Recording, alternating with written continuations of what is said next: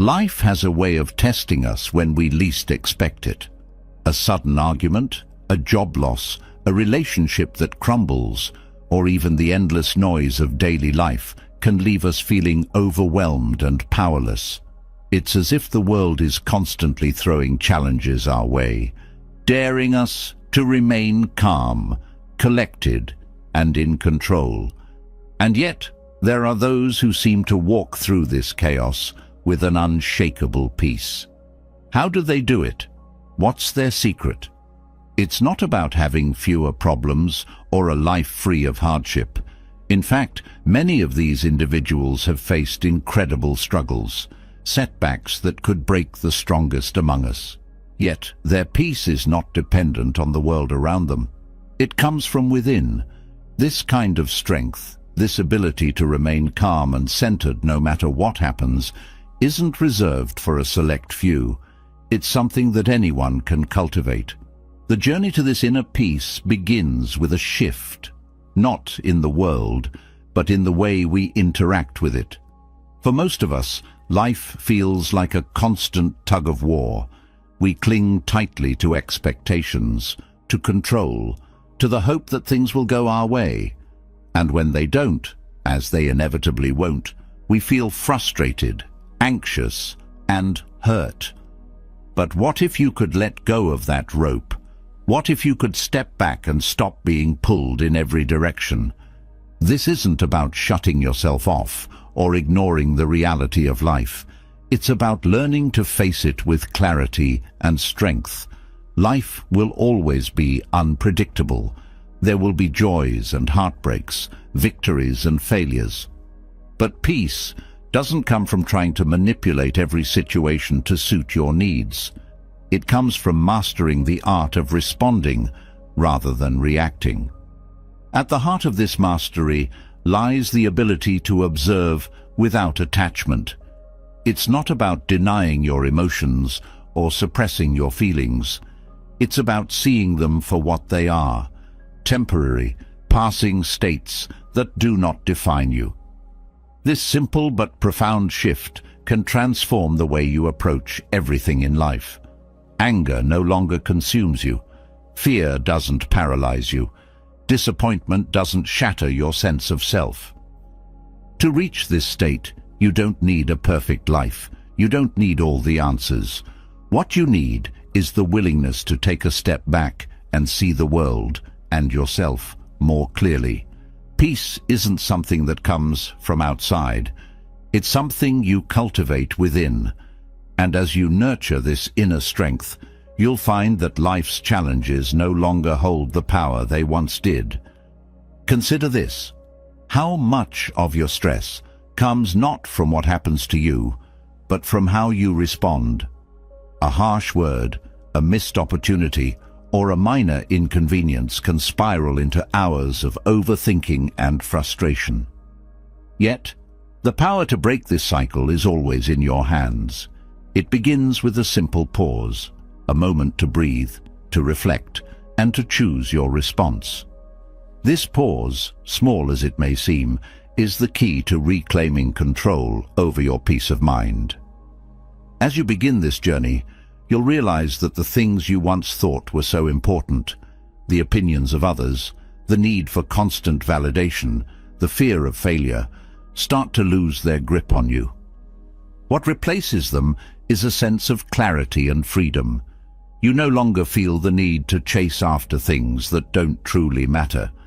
Instead, you focus on what brings genuine joy and meaning to your life. This isn't a process of isolation or avoidance. It's about engagement, engaging with the world from a place of strength and balance. When you cultivate inner peace, you don't become indifferent or detached from life. On the contrary, you become more present, more aware, and more compassionate. You see the beauty in small moments, the lessons in every challenge, and the interconnectedness of all things. At its core, this journey is about liberation, not from life, but from the chains we place on ourselves.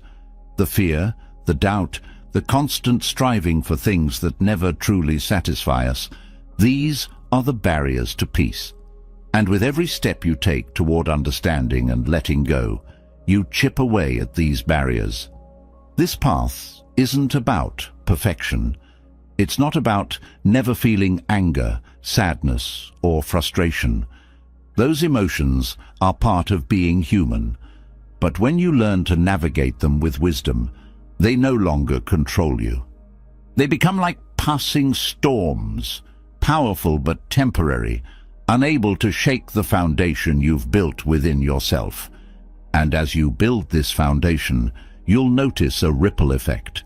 Your relationships improve because you're no longer reacting out of fear or insecurity.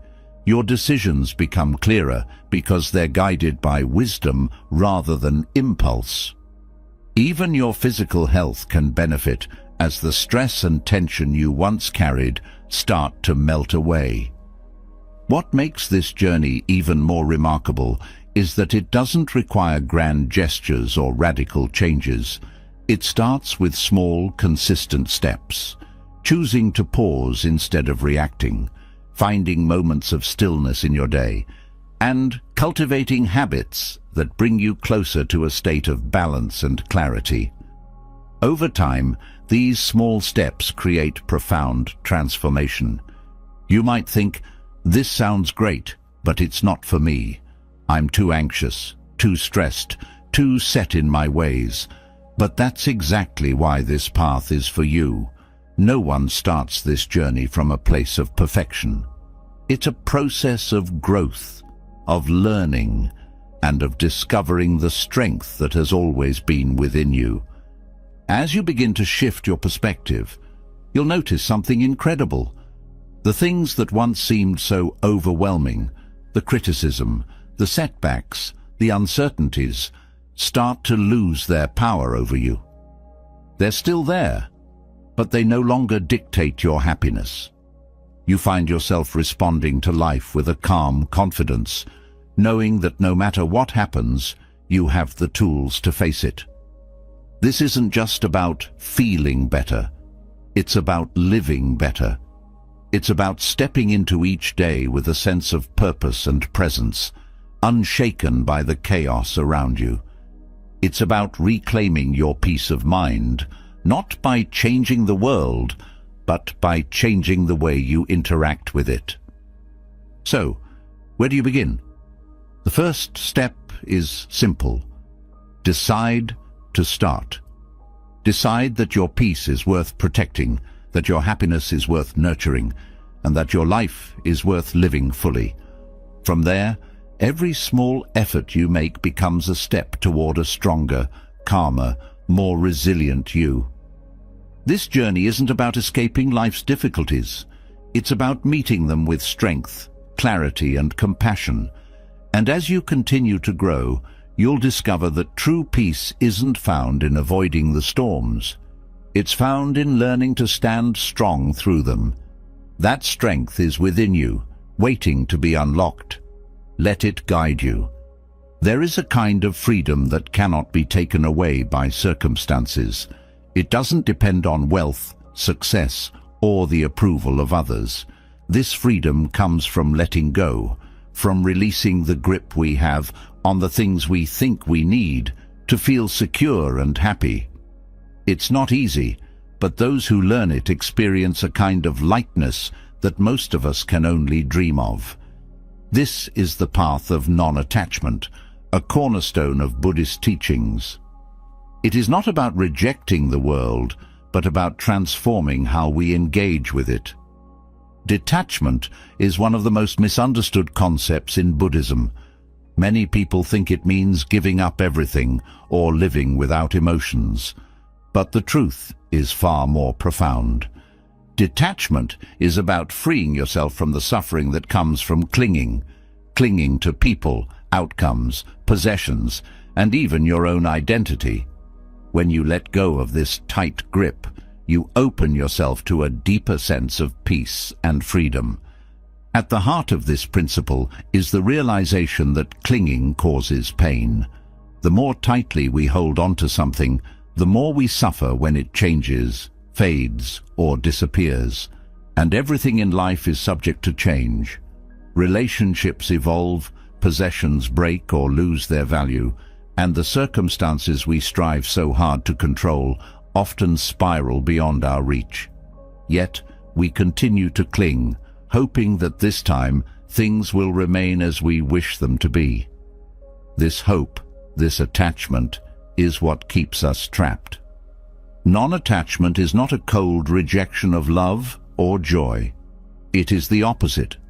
It allows us to experience life fully without the constant fear of loss.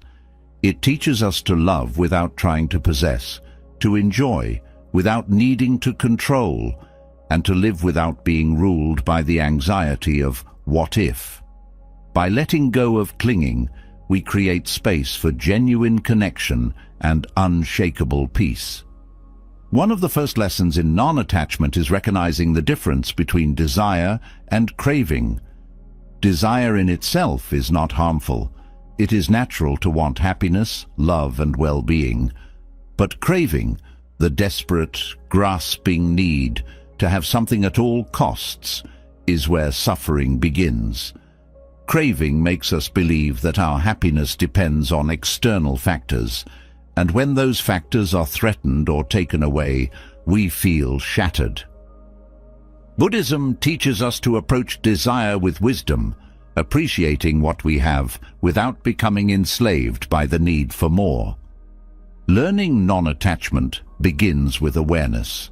Start by observing your reactions. How do you feel when things don't go your way?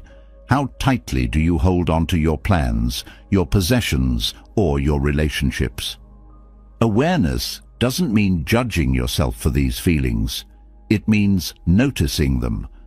When you see how clinging shows up in your life, you can start to loosen its hold. One of the most challenging forms of attachment is the clinging we have to other people. We often tie our happiness to how others treat us, what they say, or whether they stay in our lives. This kind of attachment creates dependence, and with dependence comes fear. The fear of losing the relationship, the approval, or the connection. Buddhist teachings encourage us to love without attachment, to care deeply without turning relationships into a source of anxiety.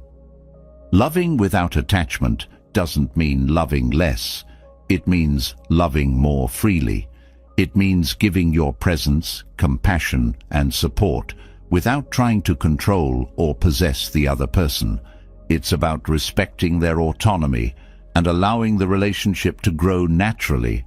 When you stop clinging, your love becomes a gift, not a demand. Another area where attachment sneaks in is with possessions. Our culture encourages us to measure our worth by what we own, and we often develop a strong emotional connection to material things. But when our identity becomes tied to our possessions, we set ourselves up for suffering. Things break, go out of style, or get replaced. Non-attachment doesn't mean you can't enjoy your belongings. It means you don't let them define you. To practice detachment from possessions, start by asking yourself, do I own this, or does it own me? If the thought of losing something fills you with dread, it might be a sign of attachment. Try letting go of things that no longer serve you. Donate what you don't need or use. The act of releasing possessions can be surprisingly liberating, reminding you that your happiness doesn't depend on what you own. Clinging is not limited to physical objects or relationships. We also cling to ideas, beliefs, and identities. We often define ourselves by our job titles, achievements, or the roles we play in life. While these things are important, they are not who we are at our core. Attaching too strongly to a particular identity can lead to rigidity and fear of change. If you lose the job or the role, what happens to your sense of self? Buddhism invites us to see beyond these labels and roles. It teaches that our true nature is not confined to any one identity. When you let go of the need to cling to who you think you are, you open yourself to a greater sense of possibility. You become free to grow, adapt, and embrace life's changes without losing your sense of self. Letting go also applies to outcomes. How often do we pin our happiness on things turning out exactly as we planned? We create expectations, and when reality doesn't align with them, we feel disappointed, frustrated, or even betrayed.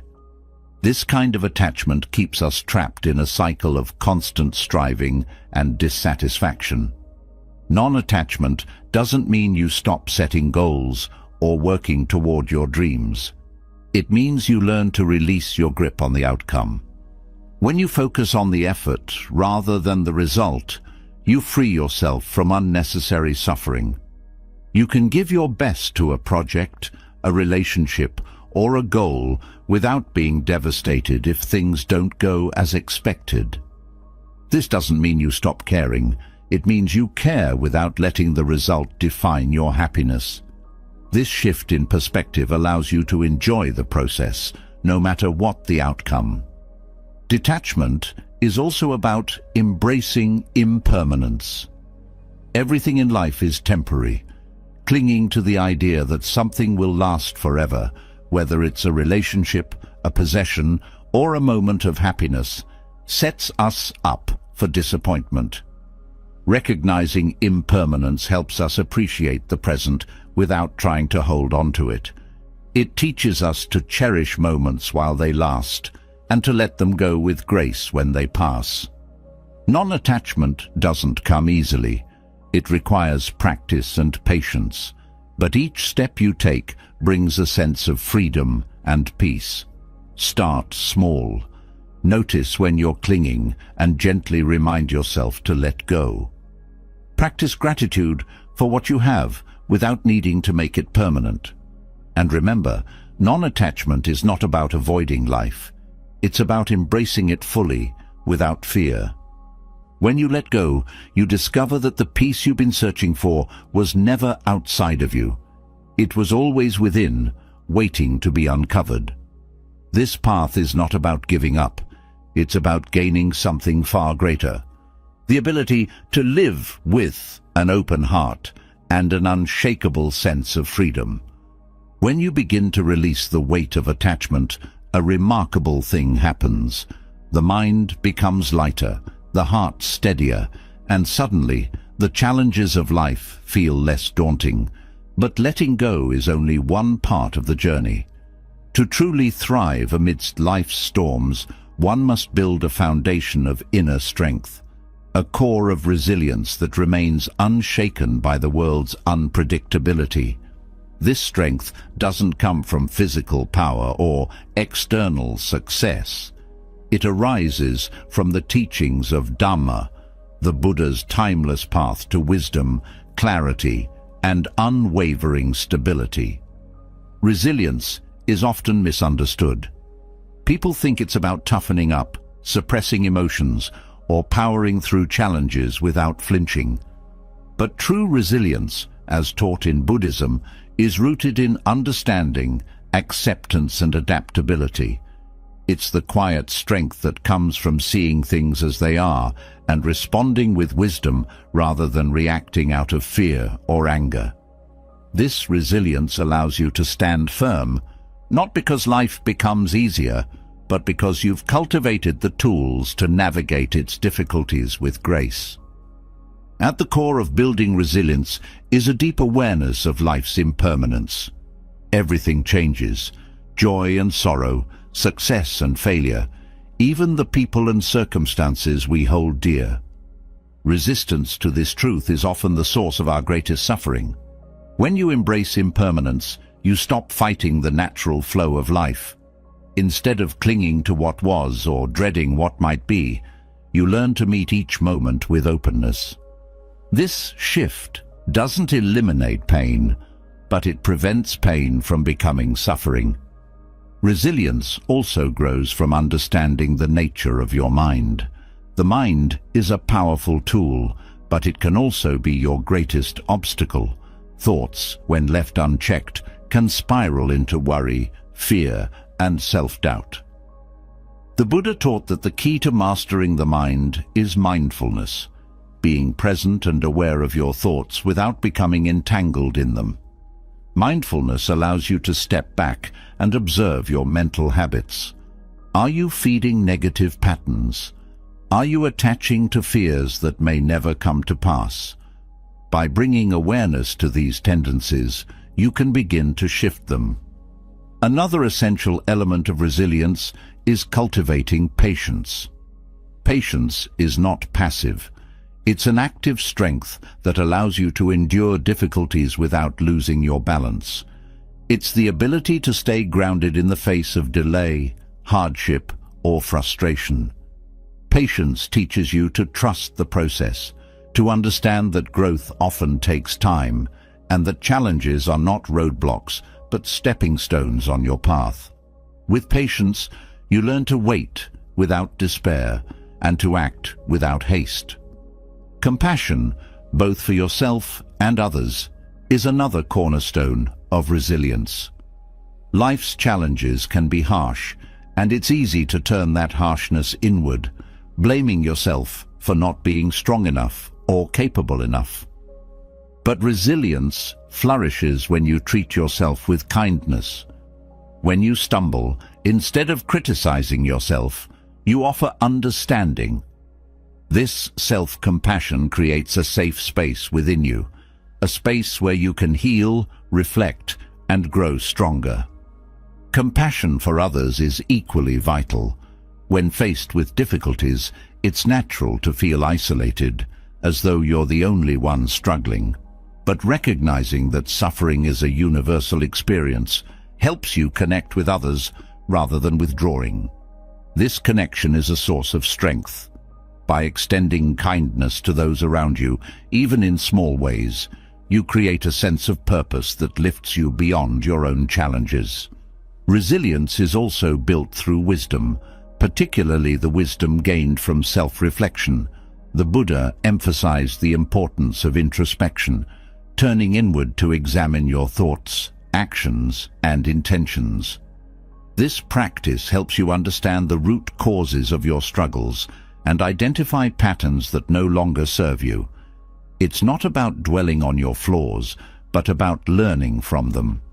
Through reflection, you gain clarity, and with clarity comes the ability to respond to challenges more skillfully. One of the most practical ways to cultivate resilience is through daily practice. Meditation, for instance, is a powerful tool for strengthening the mind. By sitting quietly and observing your breath, you train yourself to stay present. This practice may seem simple, but its effects are profound. Over time, meditation teaches you to approach life's difficulties with a calm and steady mind. It's like building a muscle. The more you practice, the stronger your resilience becomes. Resilience also requires a sense of purpose. When you have a clear sense of what matters most to you, it becomes easier to navigate challenges. Purpose acts as an anchor, keeping you steady when the waters of life get rough. It reminds you that your struggles are not in vain, that they are part of a larger journey toward growth and fulfillment. Purpose doesn't have to be grand. It can be as simple as the desire to live with integrity, to care for your loved ones, or to contribute to your community. Gratitude is another practice that strengthens resilience. It's easy to focus on what's wrong when life feels hard, but gratitude shifts your perspective. By acknowledging the things you're thankful for, even in the midst of struggle, you remind yourself of the goodness that still exists. Gratitude doesn't deny the difficulties, it balances them.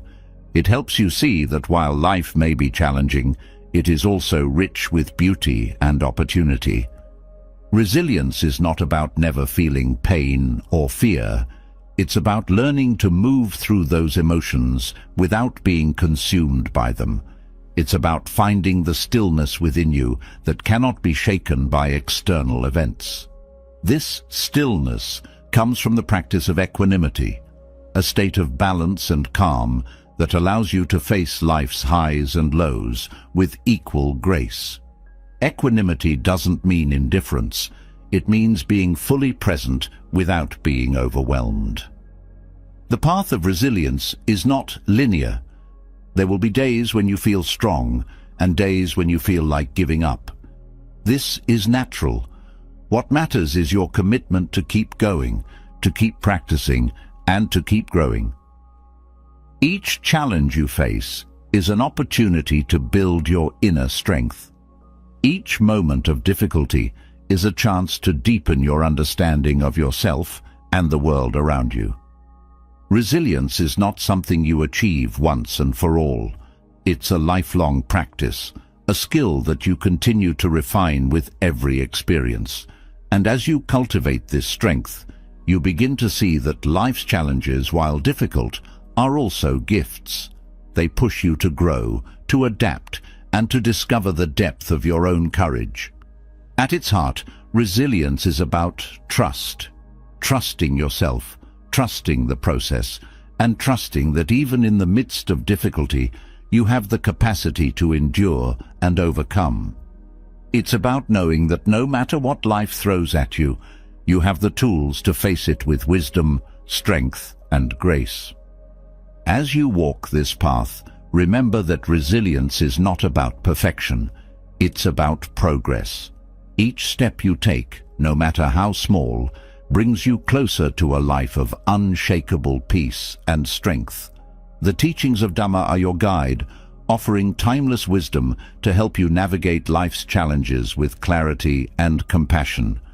Embrace these teachings and let them lead you to a place of inner resilience that nothing can shake. When you cultivate resilience, you build a foundation that can withstand life's challenges. But resilience alone isn't enough to fully navigate the chaos of the world. To remain steady in the face of unpredictability, you need a tool that brings clarity to every moment. That tool is mindfulness, the practice of being fully present. Mindfulness doesn't just calm the mind. It transforms how you experience life itself. It becomes a shield, protecting you from being overwhelmed by the noise and turbulence of the outside world. Mindfulness is about paying attention, not just to what's happening around you, but to your inner world as well. It's the act of noticing your thoughts, emotions, and sensations without judgment.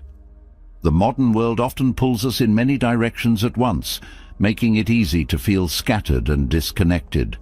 Mindfulness anchors you, bringing your focus back to what truly matters, the present moment. This simple practice has profound effects, not only in quieting the mind, but in creating space between stimulus and response. In that space lies the power to choose your actions with wisdom and clarity. In moments of chaos, the mind tends to race. Worries about the future or regrets about the past flood in, creating a whirlwind of thoughts that feel impossible to escape. Mindfulness interrupts this cycle by drawing your attention to the here and now. It helps you step back and observe your thoughts rather than being consumed by them. This shift allows you to respond to challenges from a place of calm rather than reacting impulsively. One of the most transformative aspects of mindfulness is its ability to deepen your connection to yourself. Often, we go through life on autopilot, unaware of the subtle ways stress and tension build up in our bodies and minds. By practicing mindfulness, you become attuned to these signals. You notice when your shoulders are tense, when your breath is shallow, or when your thoughts are spiraling. This awareness is the first step in releasing the stress and finding balance. Mindfulness also cultivates a sense of gratitude for the present moment. It encourages you to slow down and truly experience what is happening right now, whether it's the taste of your morning tea, the warmth of sunlight on your skin, or the sound of a loved one's voice. Mindfulness brings these experiences into sharper focus. In doing so, it reveals the richness of life that often goes unnoticed in the rush of daily living. When external circumstances are chaotic, mindfulness serves as a stabilizing force. Instead of being swept away by the storm, you learn to observe it with curiosity and composure. This doesn't mean you ignore problems or deny their impact.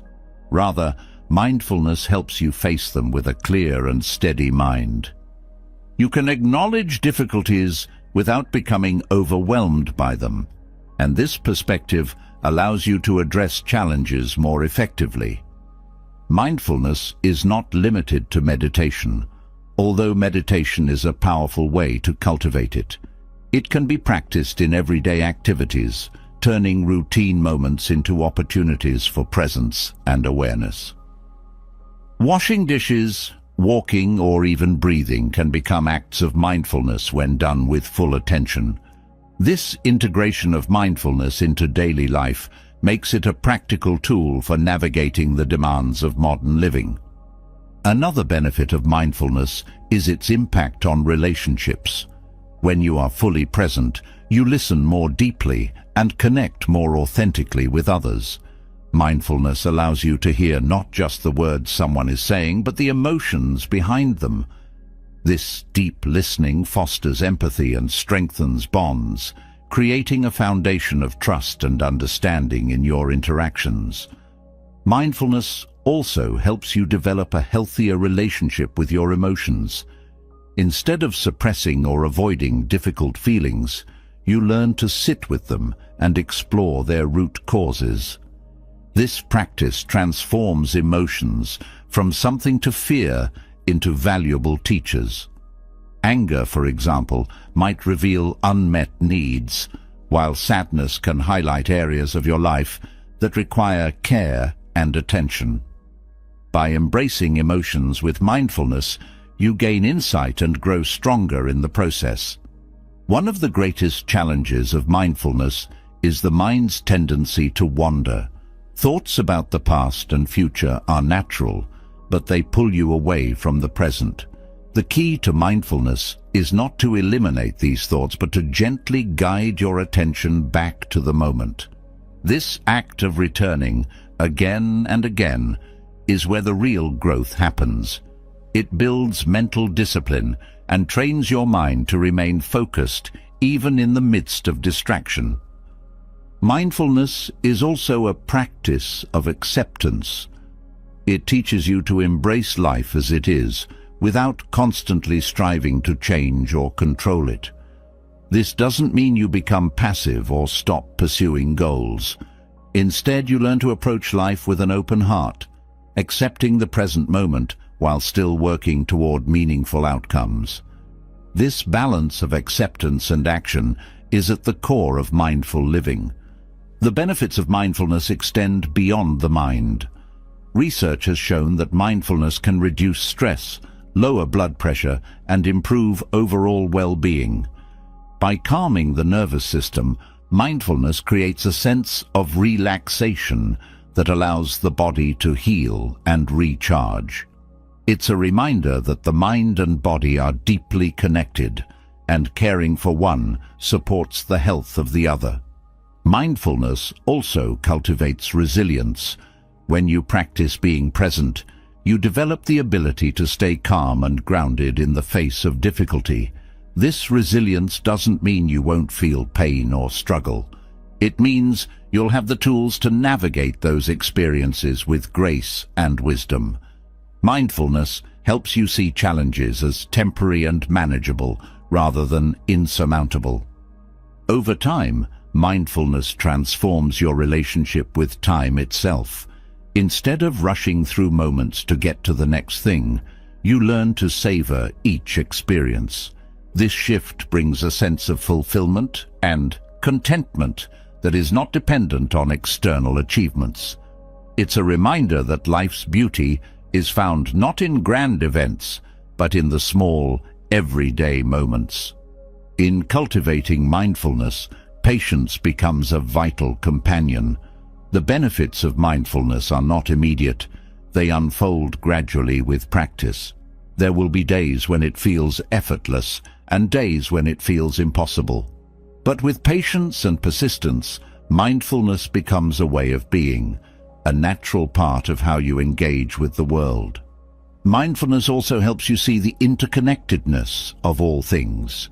It reveals the ways in which your thoughts, actions, and experiences are linked, creating a deeper sense of compassion for yourself and others.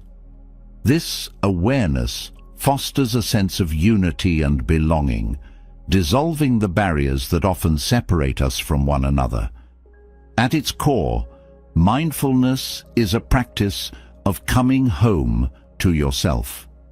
It's a way of reconnecting with your inner wisdom and finding peace in the present moment. It doesn't require special equipment, advanced techniques, or hours of free time. All it asks is your attention, a willingness to pause, to breathe, and to be. In this simplicity lies its power. Mindfulness is not about perfection, it's about practice. It's about showing up for yourself, even on the days when life feels overwhelming. And as you continue to practice, you'll find that the present moment becomes a refuge, a place of stillness and strength, no matter what is happening around you. This practice of presence is a gift you give to yourself, one that grows richer with time. It's a reminder that even in the midst of chaos, there is always a quiet center within you.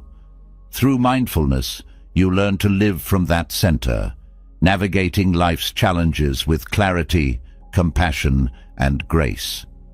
As mindfulness anchors you in the present moment, it reveals something profound. The mind, left unchecked, can become the greatest source of suffering. It is a constant storyteller, weaving narratives of fear, doubt, and distraction that cloud your clarity and disturb your peace. Yet, within this same mind lies the potential for liberation, a stillness and clarity that transform how you experience life. The Buddha taught that guarding the mind is the key to unlocking this clarity, protecting your inner peace, and cultivating lasting wisdom. Guarding the mind begins with awareness. The mind is often compared to a garden. Left untended, it becomes overrun with weeds. These weeds are unhelpful thoughts, reactive emotions, and negative mental habits that grow unchecked if not carefully observed.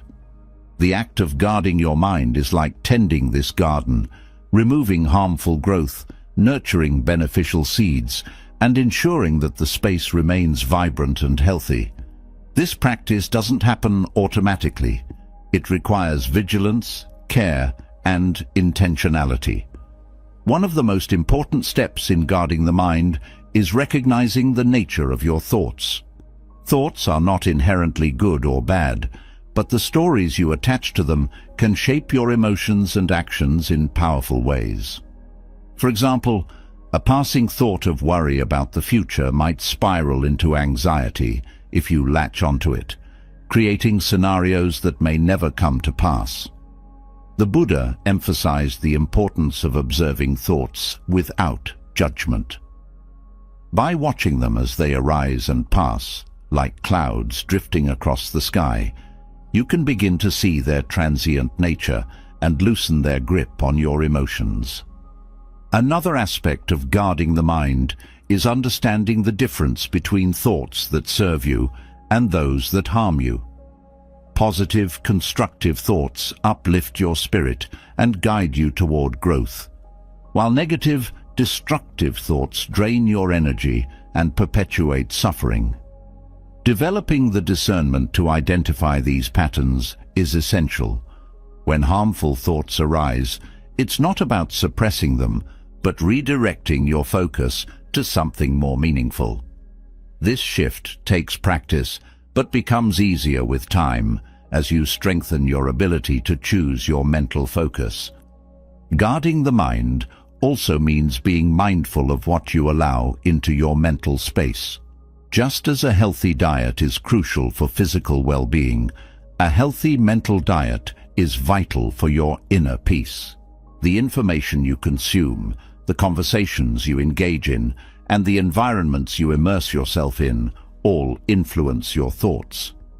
The Buddha taught that being selective about these influences helps preserve clarity. By choosing uplifting and nourishing inputs, you create fertile ground for positive mental habits to grow. Another essential teaching is the practice of right effort. The mind's natural state is not always peaceful. It often drifts toward distraction, negativity, or restlessness. Right effort involves actively cultivating wholesome mental states while letting go of unwholesome ones. This is not a passive process, but an ongoing practice of vigilance and care. It means gently redirecting your mind when it strays into unhelpful territory and reinforcing patterns that lead to peace and clarity. The role of self-compassion in guarding the mind cannot be overstated. The inner critic is one of the most common sources of mental unrest. Harsh self-judgment, guilt, and shame can cloud your clarity and erode your peace. Self-compassion acts as a counterbalance, reminding you that you are human and that imperfection is part of the journey. Instead of berating yourself for every misstep, you learn to treat yourself with kindness and understanding, creating a mental environment where growth and healing can flourish. A guarded mind is also a disciplined mind. Discipline, in this context, is not rigid or harsh. It is the steady commitment to your own well-being. It means practicing mindfulness, meditation, or other mental exercises regularly, even when it feels difficult. Over time, this discipline becomes second nature, creating a foundation of stability that supports you in every aspect of life. The more you train your mind, the more resilient and focused it becomes. Another important aspect of guarding the mind is developing equanimity, the ability to remain balanced and centered regardless of external circumstances. Equanimity does not mean indifference or apathy. It means being fully engaged with life while maintaining a sense of inner calm. This balance allows you to navigate challenges with clarity and wisdom, preventing emotional turbulence from clouding your judgment. Equanimity is cultivated through practice, as you learn to observe situations objectively and respond thoughtfully rather than reacting impulsively. One of the greatest challenges in guarding the mind is overcoming habitual reactivity. The mind often jumps to conclusions, assumptions, or judgments based on past experiences. These mental habits can lead to conflict, stress, or misunderstanding. The Buddha taught the importance of pausing before reacting, creating a space for mindful reflection. In this pause lies the power to choose a response that aligns with your values and intentions, rather than being driven by automatic patterns. Gratitude is another powerful tool for guarding the mind. When you focus on what is good and abundant in your life, you shift your mental perspective from lack to abundance. Gratitude creates a positive feedback loop, reinforcing thoughts that bring joy and contentment. This practice doesn't mean ignoring difficulties.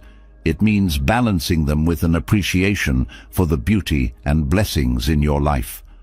Gratitude softens the edges of hardship, allowing you to approach challenges with a more open and resilient mind. Developing mental clarity also involves simplifying your mental landscape. The mind often becomes cluttered with unnecessary worries, distractions, or to-do lists. Simplifying your thoughts means focusing on what truly matters, letting go of mental noise that doesn't serve you. This practice creates space for deeper insights and a greater sense of peace. Clarity arises not from adding more, but from removing what is unnecessary. Mindfulness plays a crucial role in guarding the mind. By staying present, you prevent your thoughts from wandering into the past or future, where regret and worry often reside. Mindfulness anchors you in the here and now, where clarity and peace are most accessible. Each moment of mindfulness strengthens your ability to remain grounded, even in the face of challenges. Another dimension of guarding the mind is cultivating joy. Joy is not the fleeting excitement of external pleasures, but the deep, abiding contentment that comes from within. When you nurture joy, you create a mental state that is naturally resilient to negativity. Joy acts as a shield, protecting your mind from the impact of stress or hardship. It reminds you that even in the midst of difficulty, there is still light to be found. Compassion for others also plays a role in mental clarity and peace. When you approach others with kindness and understanding, you reduce the mental turmoil caused by judgment, resentment, or conflict. Compassion creates harmony in your relationships, which in turn fosters a sense of peace within your own mind. This practice is not always easy, especially in challenging situations, but it is deeply transformative. The Buddha emphasized the importance of self-awareness in guarding the mind. Self-awareness allows you to recognize the triggers that disrupt your peace and the patterns that reinforce it. This knowledge is empowering, as it gives you the tools to navigate life with greater skill. Through self-awareness, you learn to steer your mind away from harmful tendencies and toward thoughts and actions that align with your highest self. A guarded mind is not free from challenges, but it is equipped to handle them with grace. It is a mind that has been trained to seek clarity, cultivate peace, and nurture wisdom. This process is not about achieving perfection, but about making progress. Each step you take in guarding your mind brings you closer to a state of inner harmony that cannot be shaken by external circumstances. As you continue this journey, remember that guarding the mind is a practice, not a destination. It is an ongoing commitment to your own well-being, a daily act of care and intention. With time, patience, and effort, you will discover the profound peace that comes from a mind that is clear, focused, and deeply connected to the present moment. This clarity becomes a guiding light, illuminating your path and helping you navigate life with wisdom and compassion. Guarding the mind gives you clarity and peace, but the strength of a well-guarded mind is magnified when it is paired with compassion. Compassion, or metta in Buddhist teachings, is more than just kindness. It is an active force that softens the edges of conflict, dissolves negativity, and transforms relationships. It allows you to meet difficult moments and challenging people with a heart open to understanding, rather than closing off in frustration or anger. Compassion is not a weakness.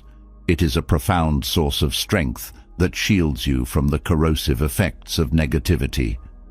Compassion begins with the recognition that suffering is universal. Every person you encounter is carrying their own burdens, facing challenges you may never know about. This awareness shifts your perspective from judgment to empathy. Instead of reacting to negativity with defensiveness or anger, compassion invites you to see the underlying pain that might be driving someone's actions. This doesn't mean excusing harmful behavior. It means responding to it with wisdom rather than adding fuel to the fire. Practicing metta starts with yourself.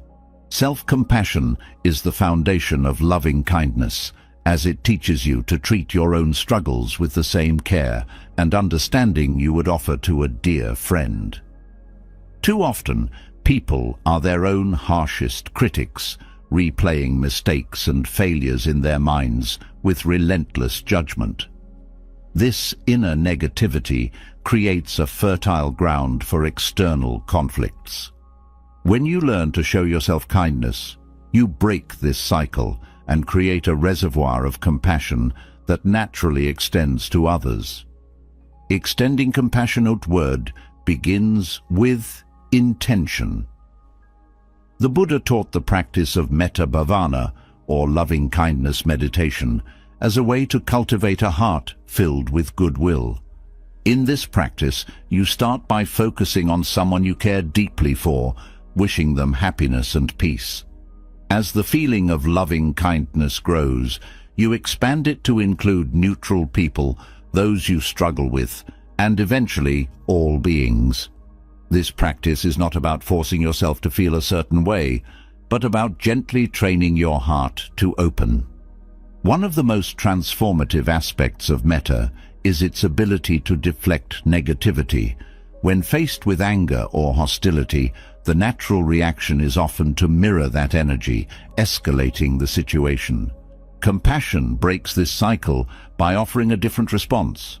Meeting negativity with loving kindness doesn't mean becoming passive or ignoring harmful behavior. It means refusing to let someone else's actions dictate your inner state. Compassion creates a shield that protects your peace while fostering understanding. Compassion also helps to dissolve resentment. Holding on to grudges or bitterness is like carrying a heavy load everywhere you go. It drains your energy and clouds your mind.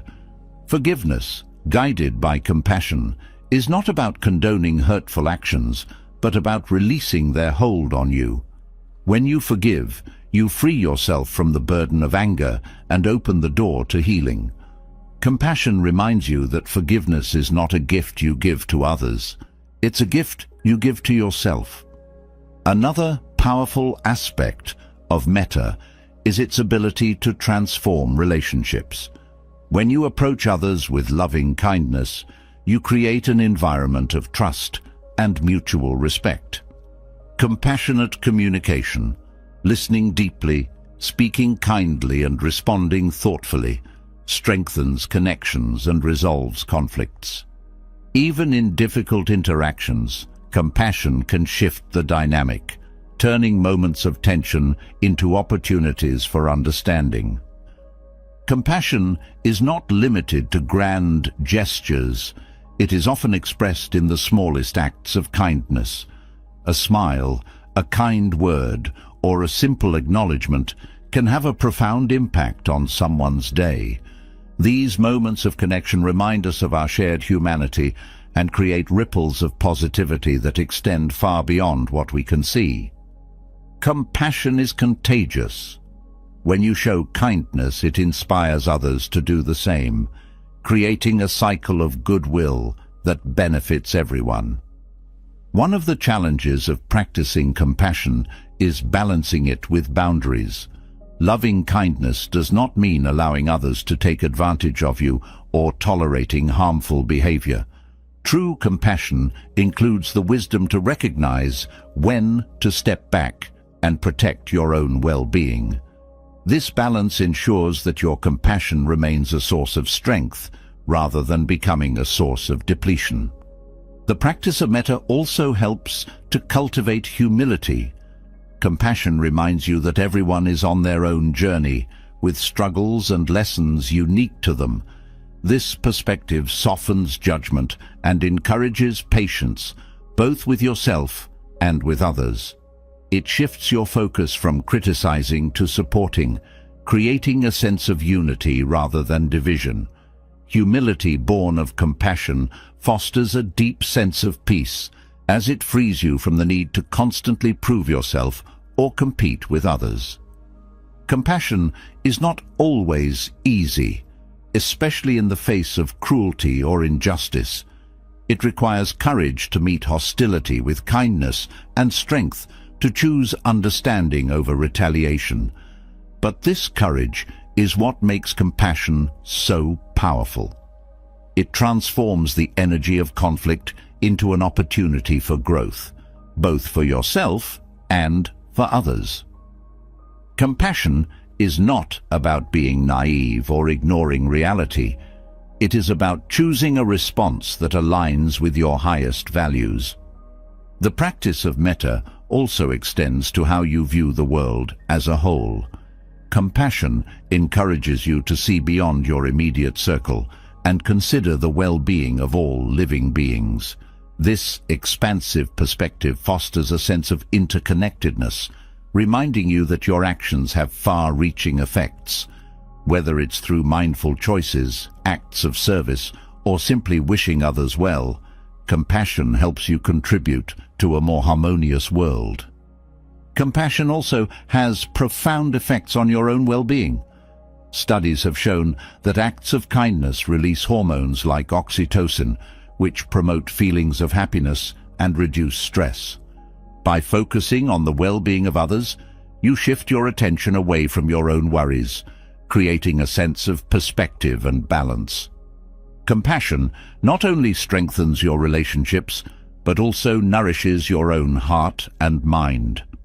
One of the most profound teachings of the Buddha is that compassion is a skill, not just an emotion. This means it can be cultivated, strengthened, and deepened through practice. Just as a muscle grows stronger with use, the more you practice compassion, the more naturally it arises in your daily life.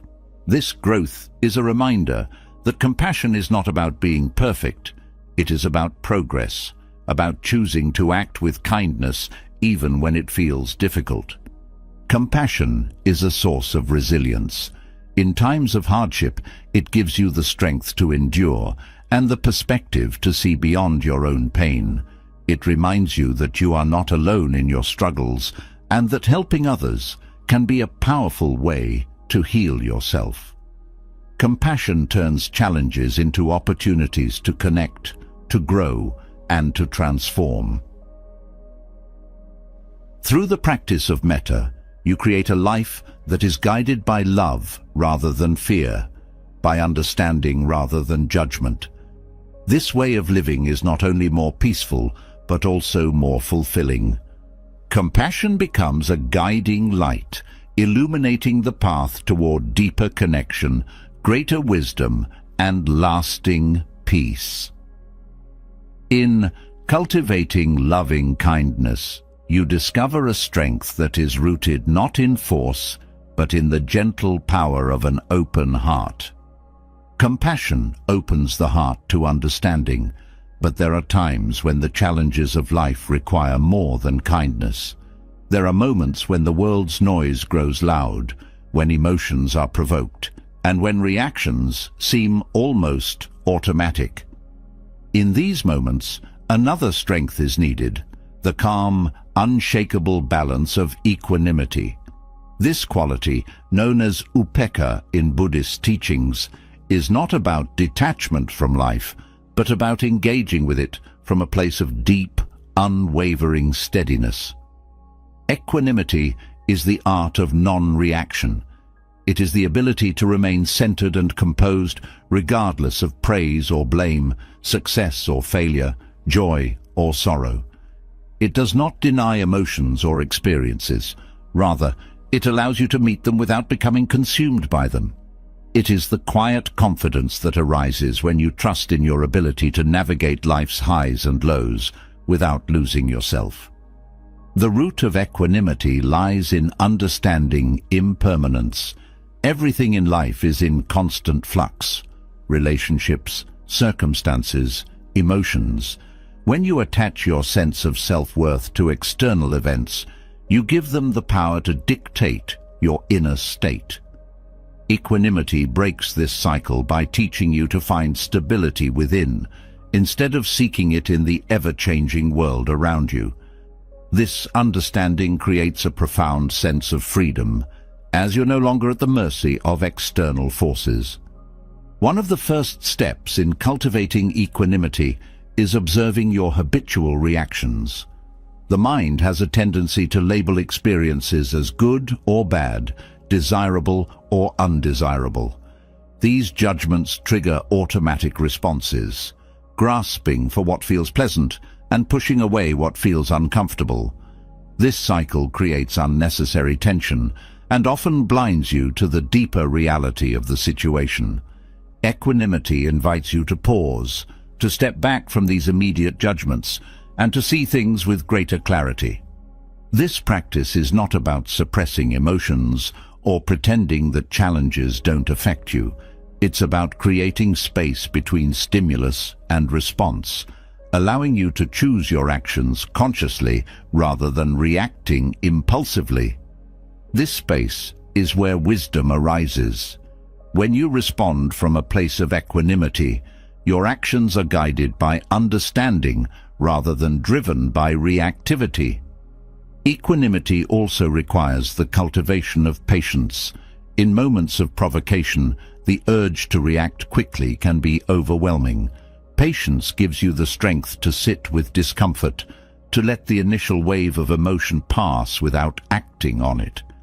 This patience is not passive. It is an active practice of holding steady, trusting that clarity will come with time. Patience allows you to remain grounded, even in the midst of chaos. Another key aspect of equanimity is letting go of the need for control. Much of the stress and frustration we experience comes from trying to control outcomes that are beyond our influence. Equanimity teaches you to focus on what you can control, your own thoughts, actions, and attitudes, while releasing attachment to results. This shift not only reduces stress, but also brings a sense of ease and acceptance.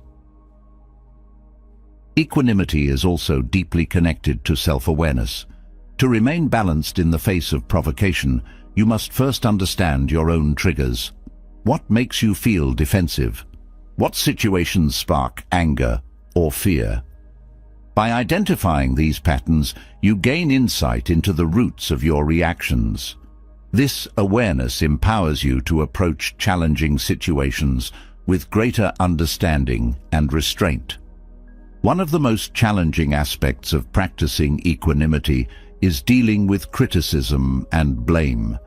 The natural response to criticism is often defensiveness, while praise can inflate the ego. Equanimity allows you to receive both with grace. It teaches you to see criticism as an opportunity for growth rather than a personal attack, and to view praise as a reflection of the other person's perspective rather than an ultimate truth. This balance helps you stay grounded, no matter what others say or think.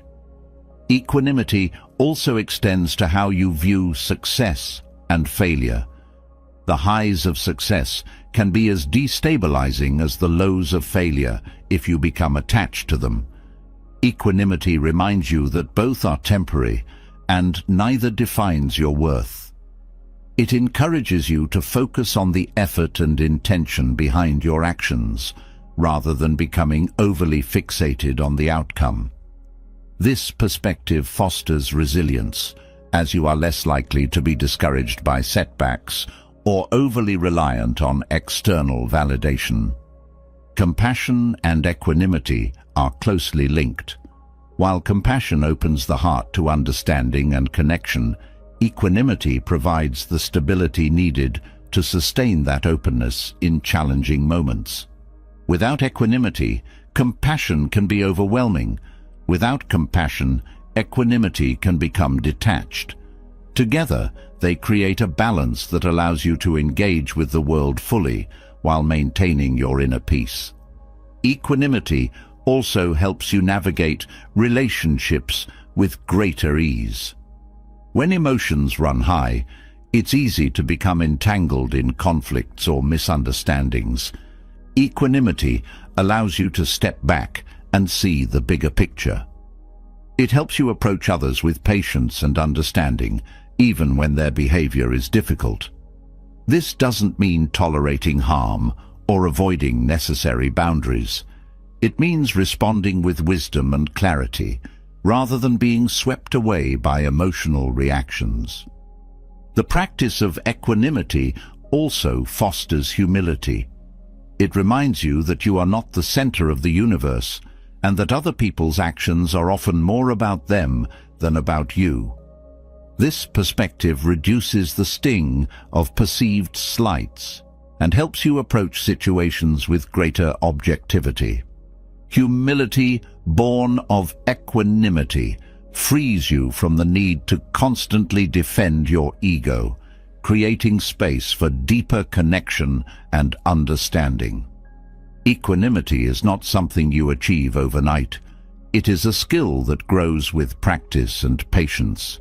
Each moment of challenge is an opportunity to strengthen this quality, to learn from your reactions, and to choose a different response.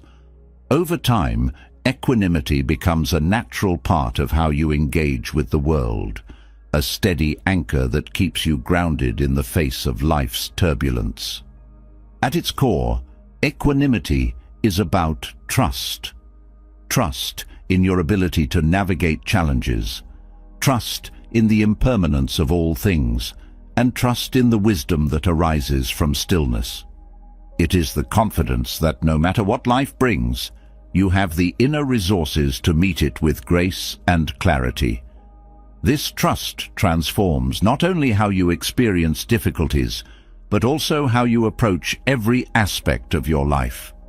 Through the practice of equanimity, you cultivate a state of mind that is both peaceful and powerful. It is a peace that cannot be shaken by external events, and a power that comes from being rooted in the present moment. This balance is not just a personal refuge, but a gift you bring to the world. When you remain calm and composed, you inspire others to do the same, creating a ripple effect of stability and harmony. Equanimity is not about removing yourself from the world, but engaging with it in a way that honors your inner peace. It is the art of remaining steady, not by avoiding life's storms, but by learning to stand strong in their midst. Through this practice, you discover a depth of strength and clarity that transforms how you experience the world and how the world experiences you. Equanimity teaches you to find stability in the storm, but to truly embody this calm, it is essential to understand and embrace the transient nature of all things. Life's impermanence, known as anicca in Buddhist teachings, is not just a philosophical idea.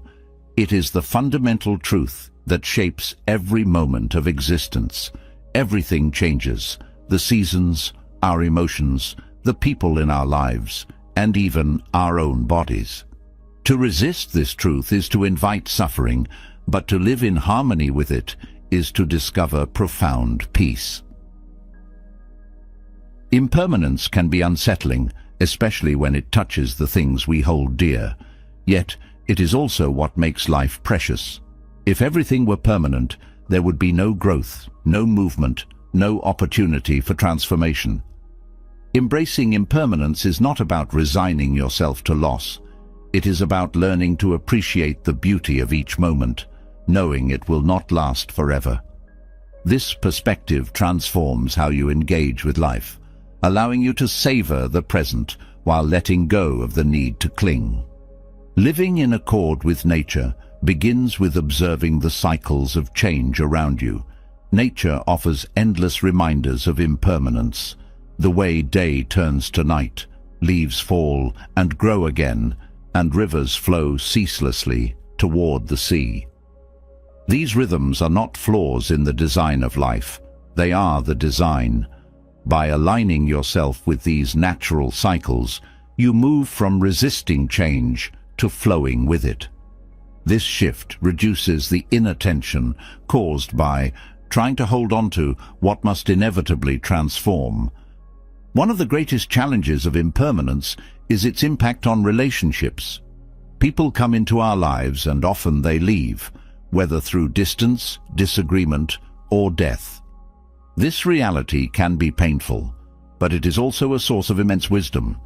When you accept the impermanence of relationships, you stop taking them for granted. Each interaction becomes an opportunity to connect deeply, to express gratitude, and to love without reservation. Instead of clinging to people out of fear of losing them, you learn to cherish them in the time you have together. Impermanence also shapes how we experience emotions. Joy and sorrow, hope and despair, anger and love. These feelings rise and fall like waves.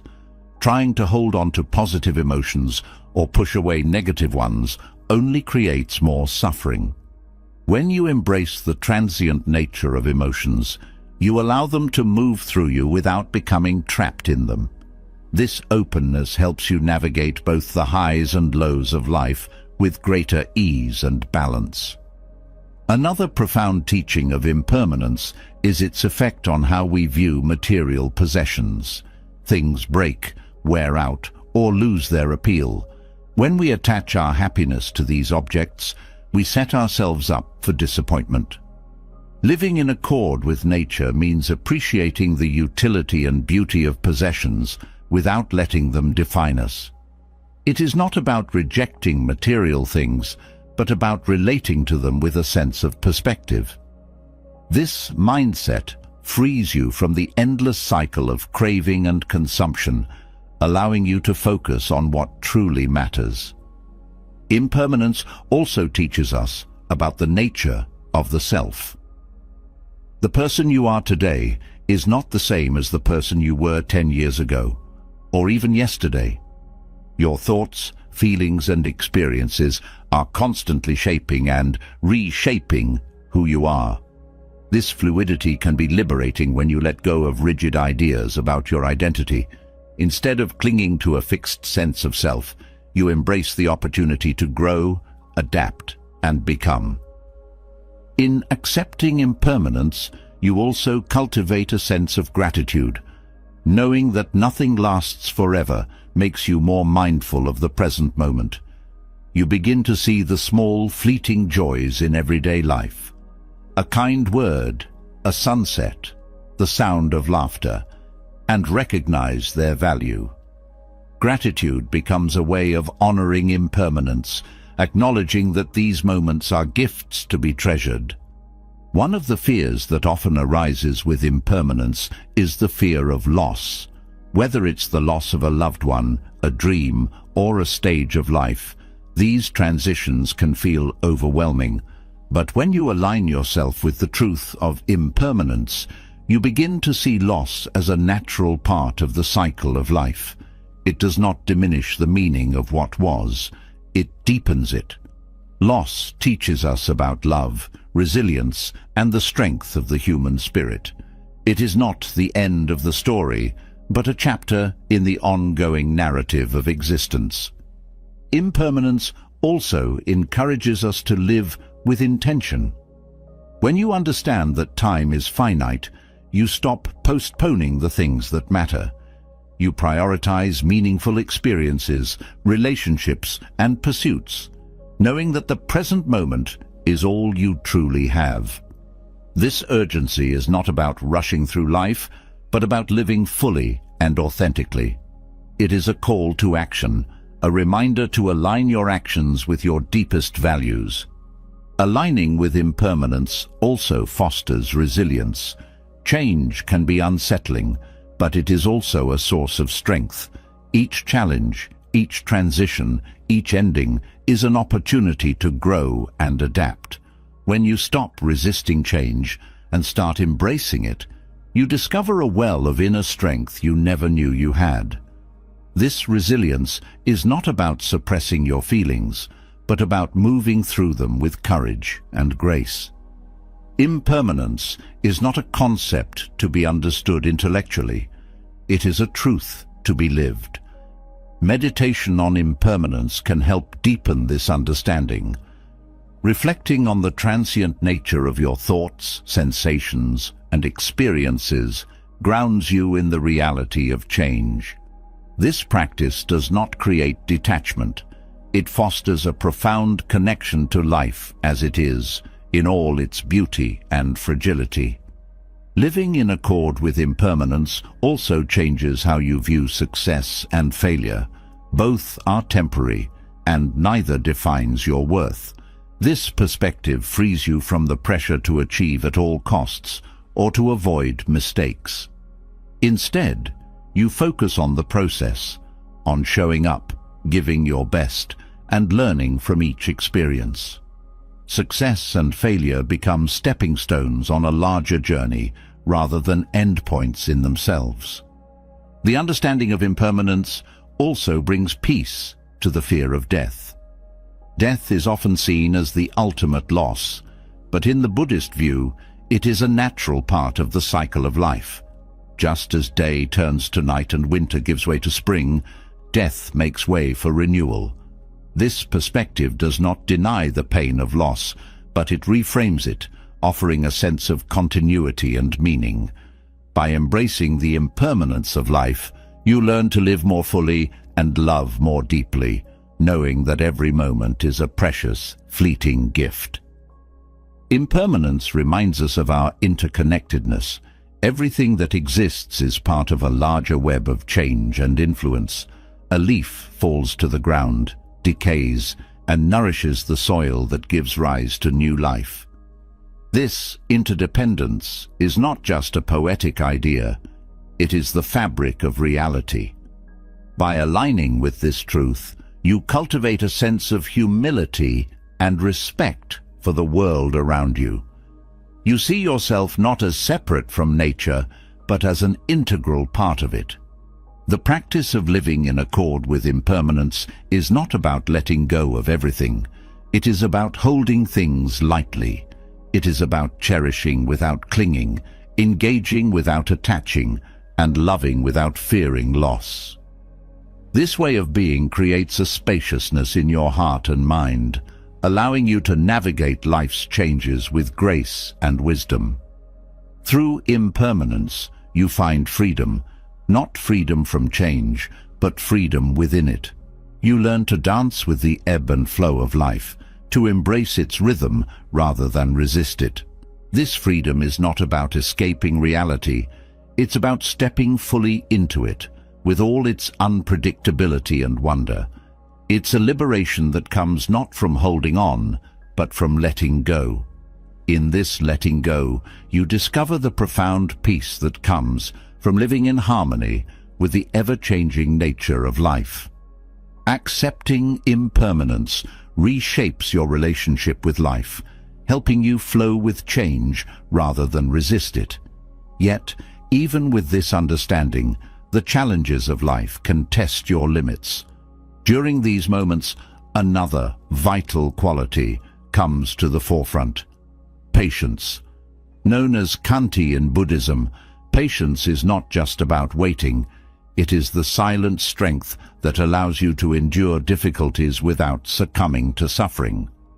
It's the calm that steadies you in the face of frustration, the resilience that keeps you grounded when life feels overwhelming, and the grace that allows you to respond with wisdom rather than reaction. Patience is often misunderstood as passivity, as though enduring hardship means surrendering your agency. But in Buddhism, patience is an active virtue. It is the ability to remain composed and balanced, not because you have given up, but because you trust in the process of time and effort. It is the quiet courage that allows you to face obstacles without becoming consumed by them, knowing that every challenge, like every storm, will eventually pass. The foundation of patience lies in acceptance, accepting the reality of the present moment without resisting or wishing it were different. This acceptance does not mean resigning yourself to suffering. It means acknowledging what is, so you can navigate it with clarity. When you resist the present, you create tension and frustration, but when you accept it, you open the door to peace and possibility. This shift in mindset transforms how you experience challenges, allowing you to face them with a sense of calm rather than chaos. Patience is closely tied to mindfulness. When your mind is scattered, jumping between past regrets and future worries, it is easy to become impatient. Mindfulness brings your focus back to the present, helping you see the situation as it truly is, rather than through the lens of frustration or anxiety. This clarity allows you to respond thoughtfully instead of reacting impulsively. Mindfulness and patience work hand in hand, each reinforcing the other to create a state of inner stability. Another essential aspect of patience is self-compassion. When faced with difficulties, people often become their own harshest critics, blaming themselves for not handling things better or for struggling in the first place. This self-judgment only adds to the burden. Patience teaches you to approach yourself with kindness, recognizing that growth takes time and that setbacks are a natural part of the journey. Self-compassion turns impatience into understanding, creating a space for healing and resilience. Patience also requires a deep trust in the process of life. It is easy to become discouraged when results don't come as quickly as you'd like, whether in relationships, work, or personal growth. But patience reminds you that progress often unfolds in ways that are not immediately visible. Seeds take time to sprout, and the most meaningful changes often happen slowly. Trusting in this process allows you to remain steady, even when the outcome seems distant or uncertain. In relationships, patience is a cornerstone of harmony. Misunderstandings, conflicts, and differences are inevitable when interacting with others. Without patience, these moments can escalate into frustration or resentment. Patience allows you to pause, to listen, and to respond with empathy rather than anger. It creates a space for understanding to grow, transforming potential conflict into connection.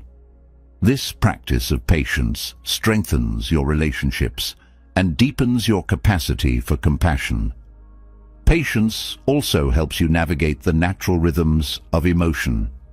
Anger, sadness, and fear can feel overwhelming in the moment, but they too are impermanent.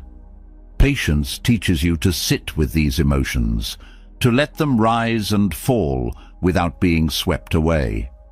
This practice is not about suppressing your feelings, but about holding them with gentleness and curiosity, allowing them to teach you without overwhelming you. Another dimension of patience is its relationship with effort. In a world that often prioritizes instant gratification, it can be challenging to stay committed to long-term goals or endeavors. Patience reminds you that meaningful achievements require time, dedication, and perseverance.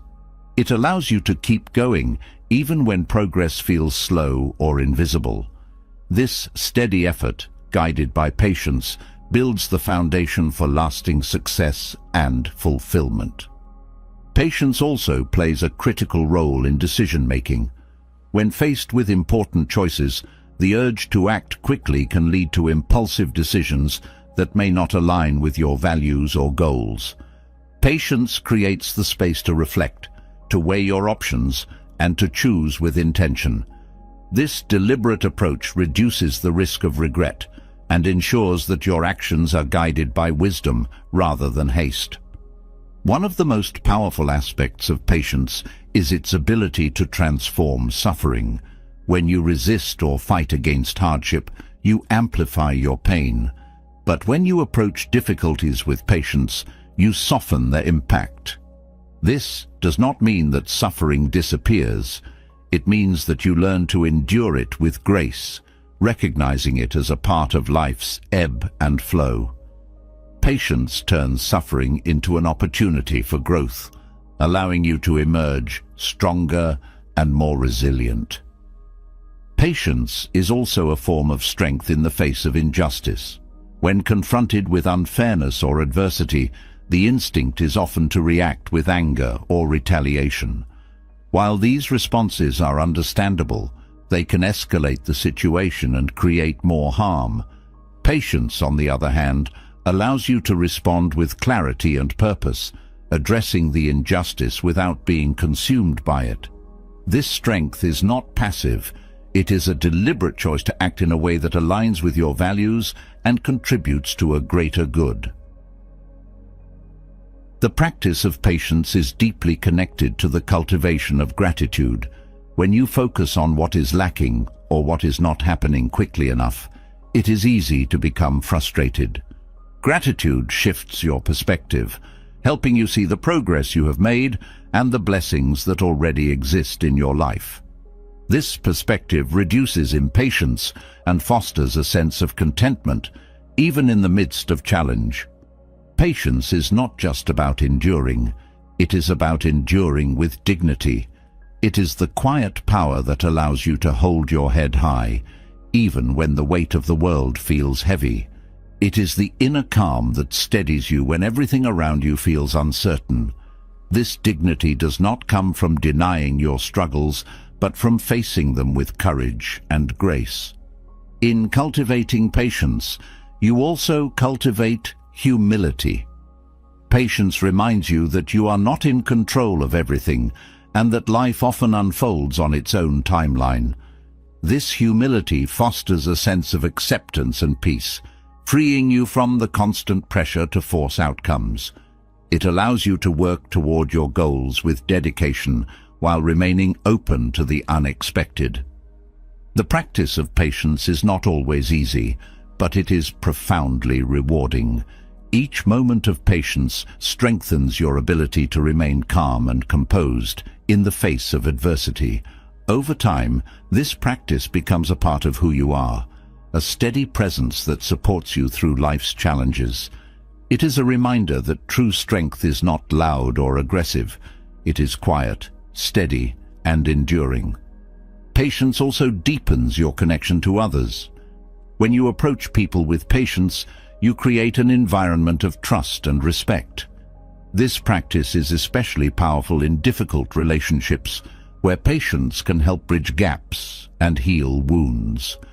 By showing patience to others, you also inspire them to approach you with the same grace, creating a cycle of mutual understanding and support. At its core, patience is an expression of love. Love for yourself, for others, and for the journey of life. It is a commitment to showing up fully, even when the path is challenging. It is a promise to yourself that you will not give up, no matter how long it takes. This love, rooted in patience, transforms not only how you experience life, but also how you contribute to the world around you. Through patience, you discover a strength that does not waver, a peace that does not falter, and a resilience that carries you through even the darkest times. This strength is not something you need to find. It is already within you, waiting to be cultivated. With each act of patience, you uncover more of this inner power, creating a life that is grounded in stability, wisdom, and quiet, enduring grace. Patience reveals the silent strength within you, guiding you through challenges with calm and grace. But alongside endurance lies another transformative quality: gratitude. Gratitude is more than polite acknowledgement or fleeting appreciation. It is a profound shift in how you see the world. It unlocks the ability to find joy, not in what you wish for, but in what you already have. This practice, central to Buddhist teachings, illuminates the path from dissatisfaction to deep contentment. Gratitude begins with awareness. In the rush of daily life, it is easy to overlook the countless small blessings that surround you: a warm meal, the kindness of a stranger, the steady rhythm of your breath. These moments of grace often go unnoticed, buried beneath layers of desire and comparison. Gratitude brings these moments into focus, transforming the ordinary into the extraordinary. It is a lens that sharpens your vision, helping you see life not as a series of lacks, but as a canvas of abundance. In Buddhism, gratitude is deeply tied to the understanding of interdependence. Nothing exists in isolation. Every aspect of your life is supported by countless unseen hands. The food you eat, the clothes you wear, the knowledge you possess, All these things come to you through the effort and kindness of others. Recognizing this interconnectedness fosters a profound sense of humility and appreciation. Gratitude reminds you that you are never truly alone, that your life is enriched by the contributions of others in ways you may never fully comprehend. Gratitude also shifts your relationship with time. The mind often clings to the past or races toward the future, fueling regret and anxiety. Gratitude roots you in the present, drawing your attention to the gifts of the here and now. It reminds you that life unfolds moment by moment, and that joy is found not in the distant horizon, but in the simple beauty of the current breath, the current heartbeat, the current sunrise. A core aspect of gratitude is its ability to transform challenges. Difficulties, while painful, are often the greatest teachers. They reveal your strength, refine your character, and deepen your understanding of life. Gratitude allows you to see the value in these experiences, to recognize that even in struggle, there is something to be thankful for. This perspective does not diminish the difficulty of the challenge, but it does soften its edges, allowing you to navigate it with greater resilience. Gratitude also nourishes your relationships. When you express appreciation for the people in your life, you strengthen your bonds and create an atmosphere of warmth and connection. Gratitude shifts the focus from what is missing in your relationships to what is present. It reminds you to cherish the kindness, support, and love you receive, no matter how small. This practice of gratitude fosters mutual respect and deepens the sense of belonging within your community. Another profound teaching of gratitude is its role in reducing envy and comparison. The human mind has a tendency to focus on what others have and what you lack. This comparison fuels dissatisfaction and creates a cycle of craving. Gratitude breaks this cycle by redirecting your attention to what you already possess. It shifts your focus from scarcity to abundance, helping you see that your life is already full of blessings, regardless of external circumstances. Gratitude also brings clarity to the impermanence of life. When you understand that everything is transient, the joys, the sorrows, the people you love, you learn to cherish each moment as it comes. Gratitude helps you hold these moments lightly, appreciating them fully without clinging. This practice not only enhances your joy, but also prepares you to let go with grace when the time comes. Gratitude is deeply linked to mindfulness. When you are fully present, you become more attuned to the gifts of the moment. The warmth of the sun on your skin, the sound of laughter, the taste of a simple meal. Mindfulness brings these experiences to life, and gratitude amplifies their richness. Together, they create a state of being where contentment arises naturally, free from the need for more. In cultivating gratitude, self-reflection plays a vital role. Reflecting on what you are thankful for deepens your understanding of life's blessings. This reflection can take many forms: a gratitude journal, a moment of silent thanks before a meal, or a heartfelt conversation with someone you appreciate. These practices anchor gratitude in your daily life, transforming it from a fleeting feeling into a lasting habit. Gratitude also extends to yourself. Too often, people focus on their flaws or what they perceive as lacking within themselves. Gratitude shifts this perspective, encouraging you to acknowledge your strengths, your growth, and the effort you put into your journey. It reminds you that you are worthy of your own appreciation and that self-compassion is an essential part of a fulfilling life. The practice of gratitude is not about ignoring life's difficulties or pretending everything is perfect. It is about finding balance, acknowledging the challenges while also recognizing the gifts. This balance creates a sense of stability, allowing you to face hardships without losing sight of the goodness that still exists. Gratitude does not deny pain. It transforms how you hold it. Gratitude also fosters generosity. When you recognize the abundance in your own life, you naturally feel inspired to share it with others. This generosity does not have to be grand. It can be as simple as a kind word, a helping hand, or a smile. Acts of giving, rooted in gratitude, create a ripple effect of positivity, spreading joy to others and deepening your own sense of fulfillment. Gratitude is a practice that grows with time.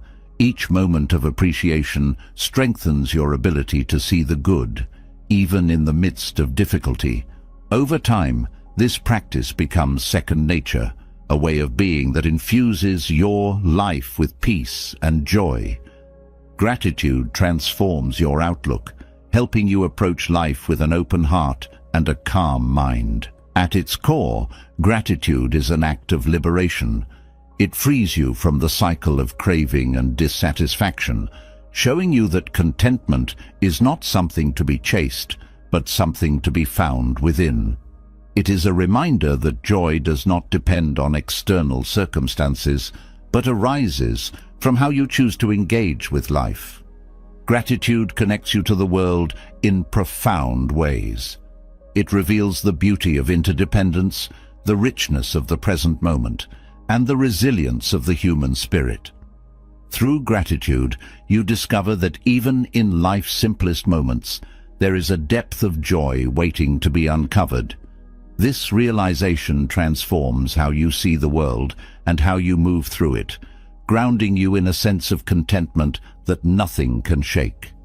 Gratitude opens the heart and reveals the fullness of life, but even in moments of profound appreciation, fear and shame can creep into the mind, casting shadows over joy. These emotions, deeply human and universal, often feel insurmountable. Yet within Buddhist teachings lies the wisdom to face them, not with resistance or avoidance, but with courage and self-compassion. These qualities transform fear and shame from sources of suffering into opportunities for growth and liberation. Fear arises from uncertainty, the unknown, and the perceived threats to what we hold dear. It is rooted in the desire to control outcomes and protect what feels safe. Buddhism teaches that fear is often a projection of the mind, a response to what might happen rather than what is happening. By grounding yourself in the present moment, you can begin to dismantle fear's grip. Mindfulness becomes a tool to observe fear without judgment, to see it clearly for what it is, and to respond with clarity rather than reactivity. Shame, on the other hand, stems from the inner critic, a harsh, often relentless voice that magnifies flaws and mistakes.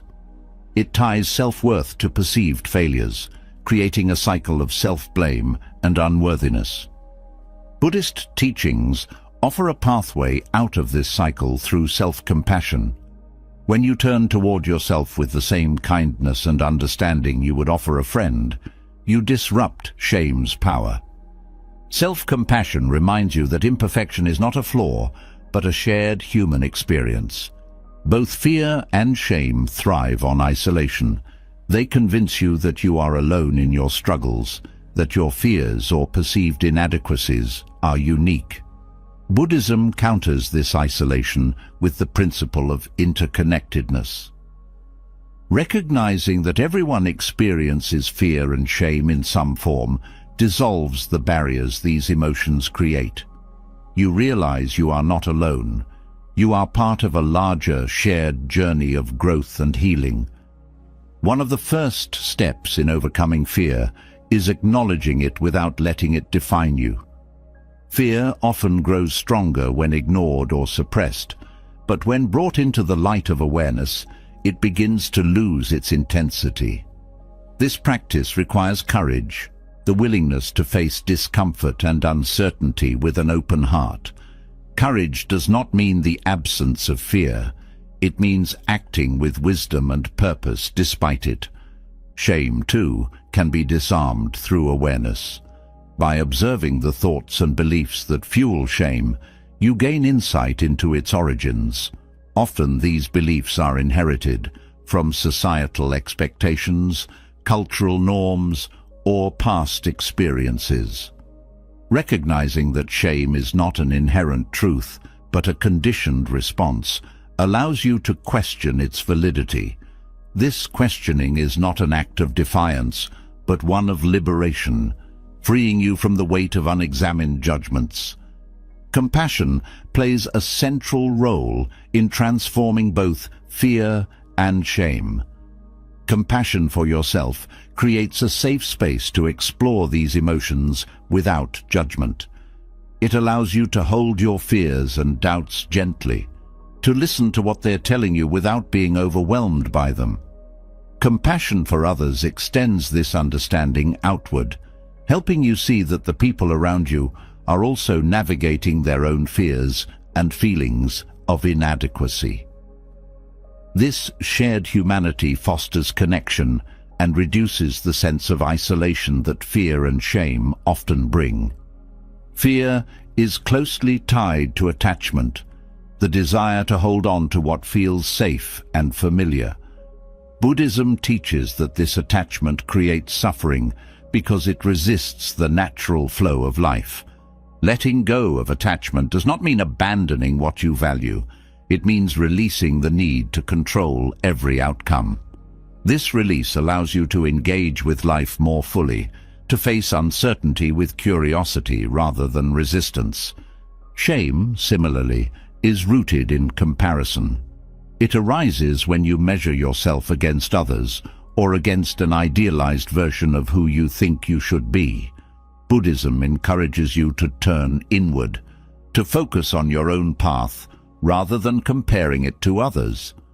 This inward focus helps you appreciate your unique journey, to see your growth and efforts as valuable, regardless of how they measure up to external standards. Meditation is a powerful practice for working with fear and shame. Through meditation, you create a space to observe these emotions without being consumed by them. You learn to sit with discomfort, to let it arise and pass without attaching a narrative to it. This practice builds resilience, teaching you that fear and shame are transient states, not permanent truths. Another key teaching is the concept of impermanence. Both fear and shame often feel overwhelming because they seem unending. Recognizing their impermanent nature helps you see that these emotions, like all things, will pass. This understanding does not diminish their intensity, but provides a sense of perspective, allowing you to navigate them with greater ease. Buddhism also emphasizes the importance of intention in overcoming fear and shame. When you approach these emotions with the intention to learn and grow, rather than to escape or suppress, you transform your relationship with them. They become opportunities for self-discovery rather than obstacles to be avoided. This shift in perspective empowers you to face even the most challenging emotions with a sense of purpose. Community support is another invaluable resource.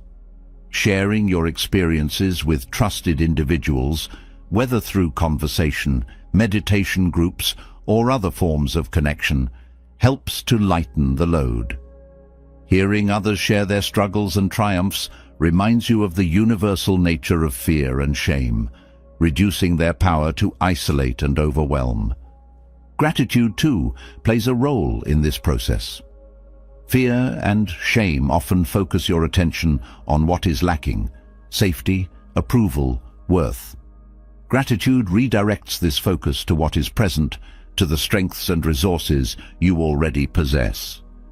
It reminds you that even in moments of fear or doubt, there is still much to appreciate and build upon. Forgiveness is a transformative practice for overcoming shame.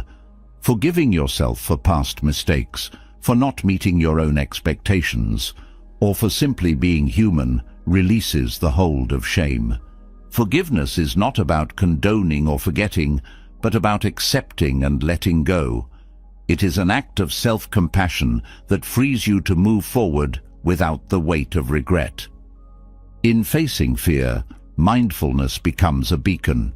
It anchors you in the present, preventing your mind from spiraling into worst-case scenarios or clinging to past failures.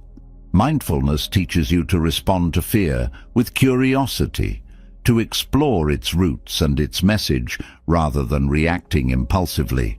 This exploration often reveals that fear is not the enemy, but a guide, pointing you toward areas of growth and transformation. Shame, too, can be met with mindfulness. By observing the thoughts and feelings that arise with shame, you begin to see the patterns and triggers that sustain it. This awareness creates a space for choice, a space where you can respond with kindness rather than self-criticism. Over time, this practice weakens the hold of shame, replacing it with a sense of self-acceptance and peace. The Buddhist principle of non-attachment is particularly helpful in navigating these emotions. Non-attachment does not mean indifference. It means engaging with life fully without clinging to outcomes.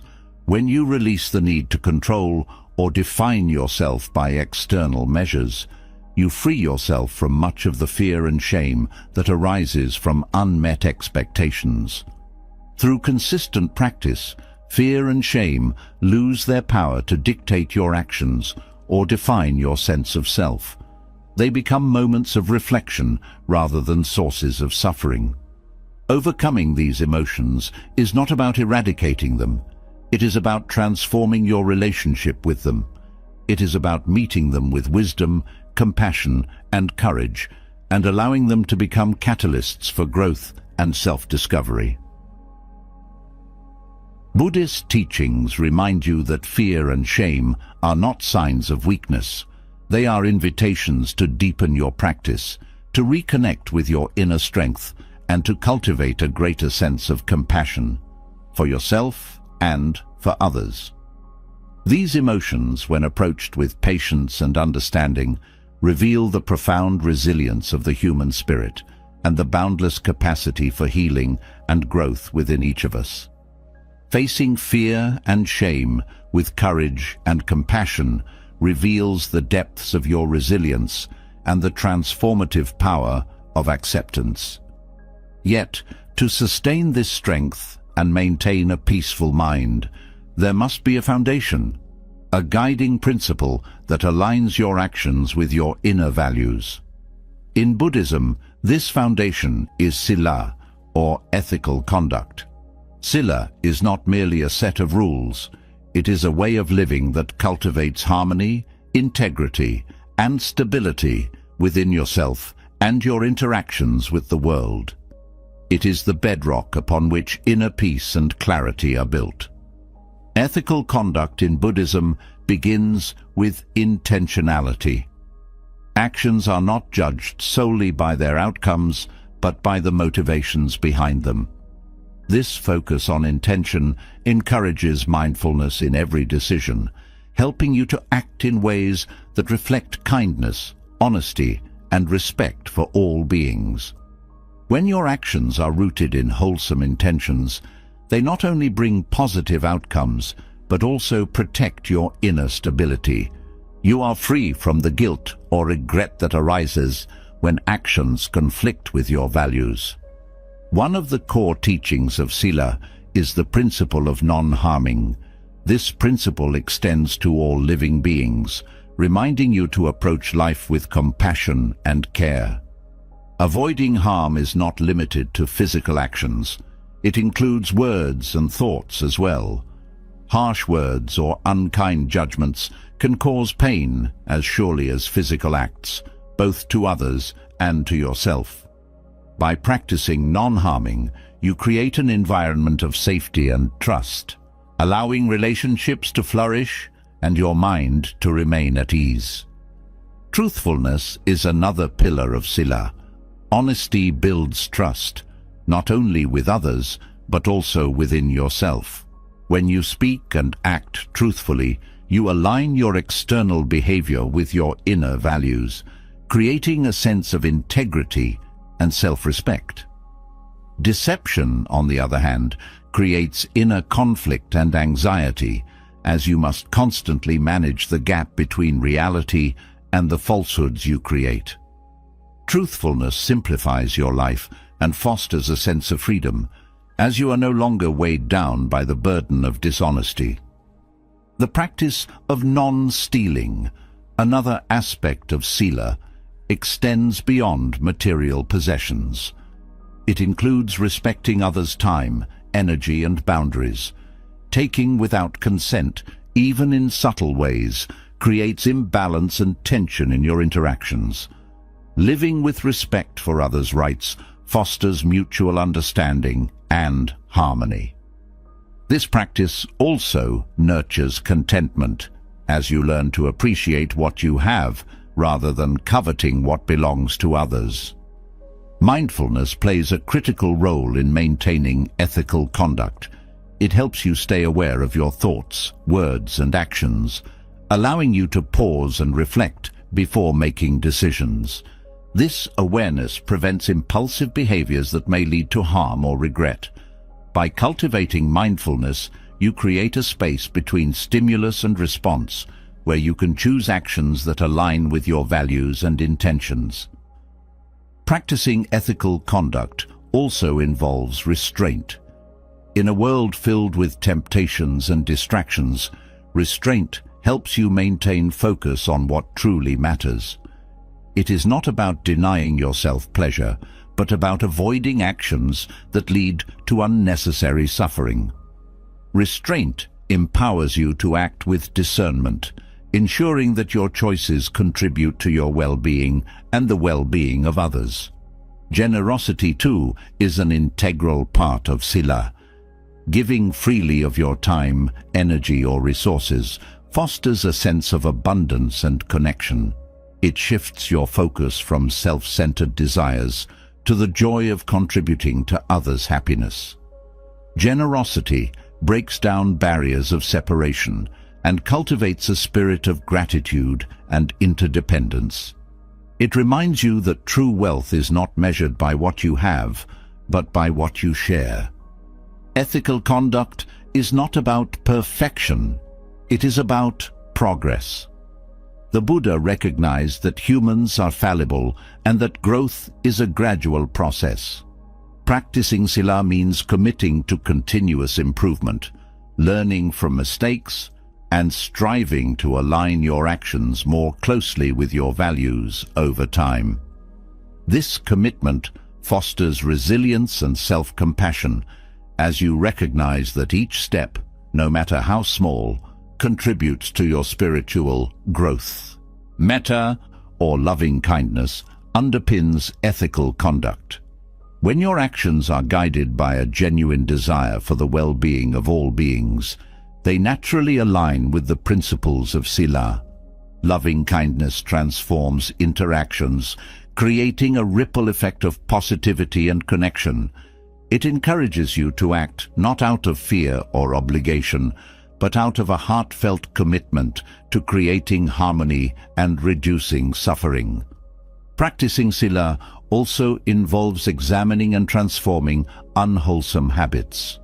Habits such as anger, greed, or jealousy can lead to actions that harm yourself and others. Through mindfulness and reflection, you can identify these patterns and work to replace them with more wholesome tendencies. This transformation is not about suppressing negative emotions, but about channeling them in constructive ways. It is about cultivating patience, generosity, and understanding in the face of challenges.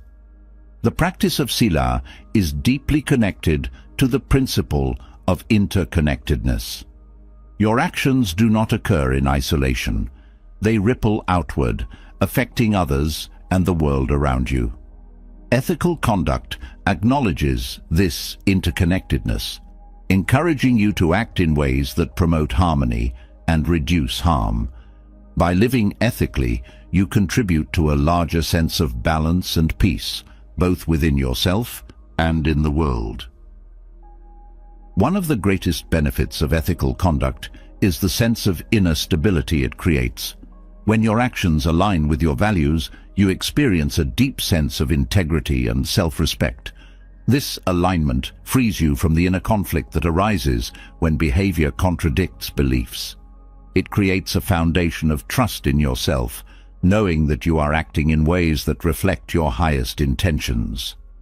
Ethical conduct also fosters humility.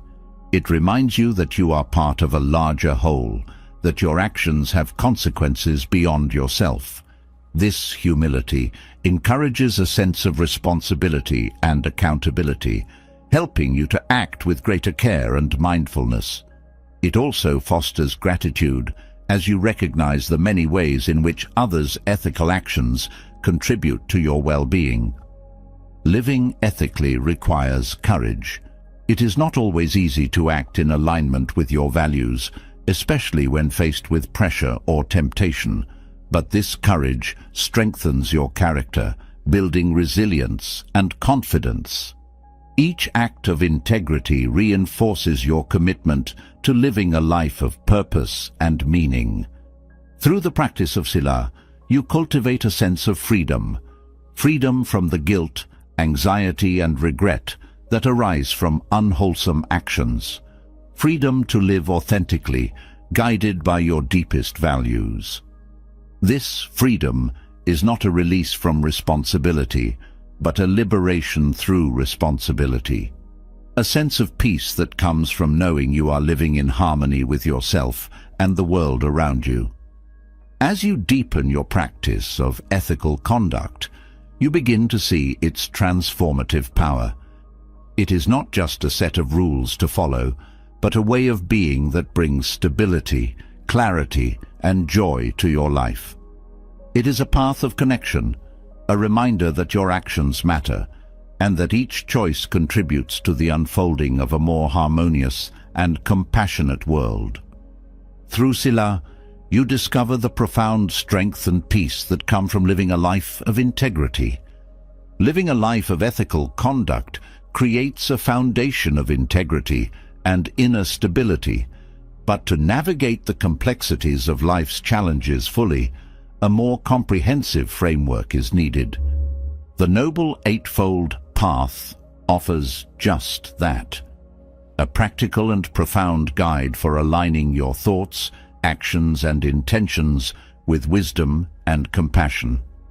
This path is not a rigid set of rules, but a flexible living practice that addresses the whole of human experience, helping you respond to life's difficulties with clarity and balance. The Eightfold Path is rooted in the understanding that life often presents difficulties, and the way we respond to them determines our inner peace. It is a holistic approach that addresses morality, mindfulness, and mental discipline, weaving these elements together to create a harmonious way of living. Each aspect of the path is interconnected, strengthening and supporting the others. When practiced together, they form a comprehensive guide to reduce suffering and increase understanding. Right view is the first step and serves as the foundation for the entire path. It encourages you to see life clearly, to understand the impermanence of all things, and to recognize the interconnected nature of existence. This perspective transforms how you experience challenges. Instead of clinging to fixed outcomes or resisting change, you develop an openness to life as it unfolds. Right view fosters wisdom, helping you discern the causes of suffering and the way to overcome it. Right intention complements right view by focusing on the motivations behind your actions. It calls for intentions rooted in kindness, compassion, and a genuine desire to reduce harm. When your intentions align with these principles, your actions naturally follow. This alignment not only resolves inner conflict, but also creates harmony in your relationships and interactions with the world. Right intention teaches you to approach challenges with a heart guided by understanding rather than fear or anger. Right speech emphasizes the power of words. Words can heal or harm, unite or divide. This step of the path encourages you to speak truthfully, kindly, and with purpose. Right speech also involves mindful listening, creating a space for genuine communication and understanding.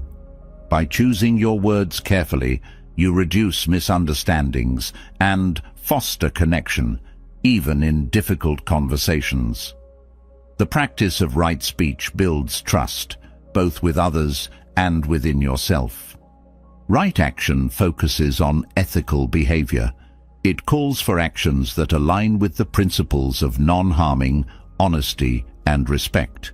This step is not about following rules for their own sake, but about acting in ways that contribute to well-being and reduce suffering. Right.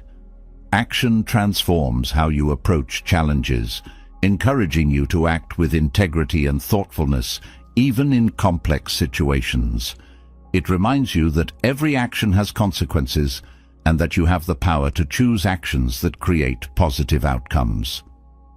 Right livelihood extends the principle of ethical conduct into your work and daily activities. It encourages you to engage in professions and practices that support rather than harm others. Right livelihood is not limited to paid work. It includes all the ways you contribute to the world. When your livelihood aligns with your values, it brings a sense of purpose and fulfillment, reducing the inner tension that arises from ethical conflicts. Right effort is the practice of cultivating and maintaining wholesome qualities while letting go of unwholesome ones. This step emphasizes balance, avoiding extremes of overexertion or passivity. Right effort is not about forcing yourself to be perfect, but about nurturing positive habits and attitudes. It teaches you to approach challenges with persistence and patience, building resilience and strength over time. Right effort is the energy that sustains your practice and keeps you moving forward. Right mindfulness calls for presence and awareness. It encourages you to be fully engaged in each moment, observing your thoughts, emotions, and surroundings without judgment.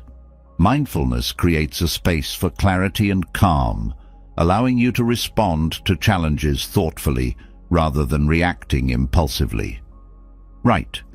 Mindfulness is the foundation of inner peace, helping you remain steady and centered even when life feels chaotic.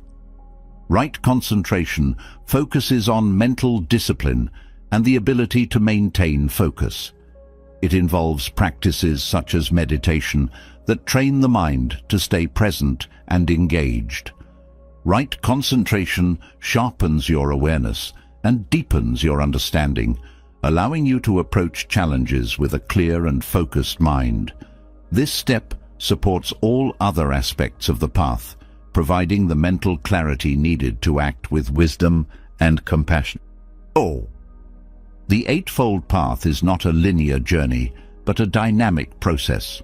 Each step informs and reinforces the others, creating a comprehensive approach to navigating life's challenges.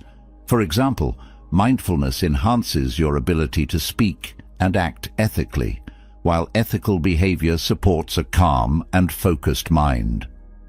This interconnectedness makes the path adaptable to the complexities of life, providing guidance that is both practical and profound. One of the most powerful aspects of the Eightfold Path is its emphasis on personal responsibility.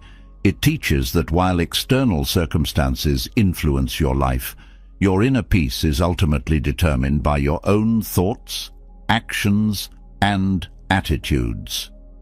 This perspective is liberating as it empowers you to create a life of purpose and harmony regardless of external challenges. The path also fosters a sense of interconnectedness. By living ethically and mindfully, you contribute to a more compassionate and balanced world. Your actions ripple outward, influencing those around you and creating a cycle of positivity and understanding. The Eightfold Path reminds you that your well-being is deeply connected to the well-being of others, encouraging a life of service and contribution. Through the practice of the Eightfold Path, you cultivate wisdom, compassion, and inner stability. These qualities transform how you experience challenges, helping you face them with courage and clarity. The path is not about avoiding difficulties, but about engaging with them in ways that reduce suffering and promote growth. It is a guide to living with integrity and balance, a way to navigate the complexities of life with grace and wisdom. The Eightfold Path is not a destination, but a lifelong practice. Each moment offers an opportunity to align your actions with its principles, to deepen your understanding, and to grow in compassion.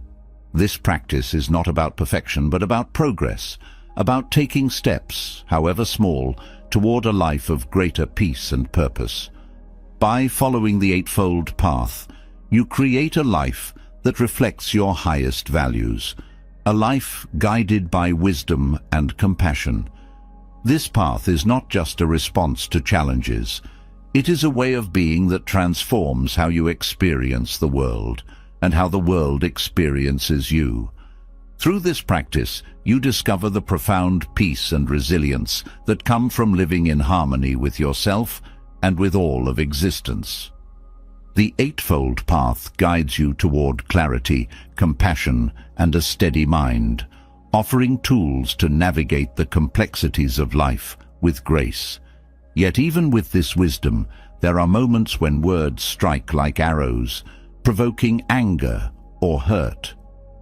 Criticism and insults, so often seen as sources of pain, can become some of the most powerful teachers on the path of mindfulness and non-attachment.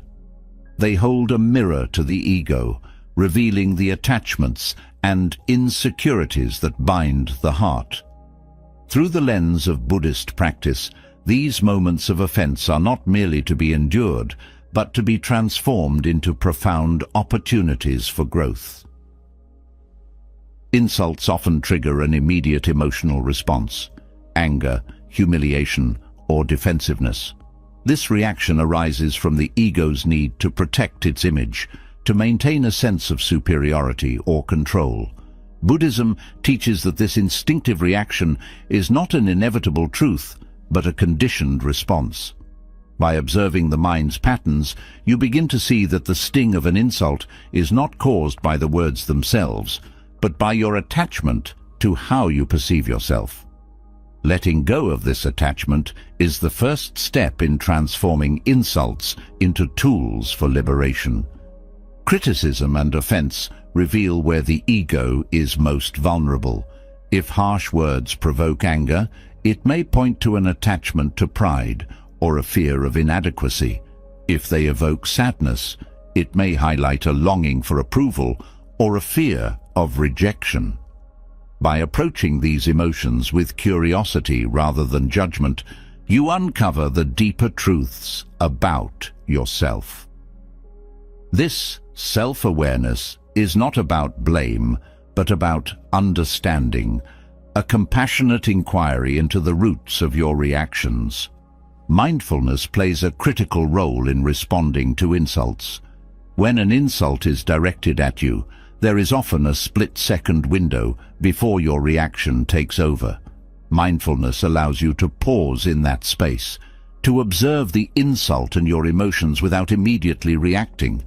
This pause creates a moment of freedom, a chance to choose your response rather than being swept away by instinct.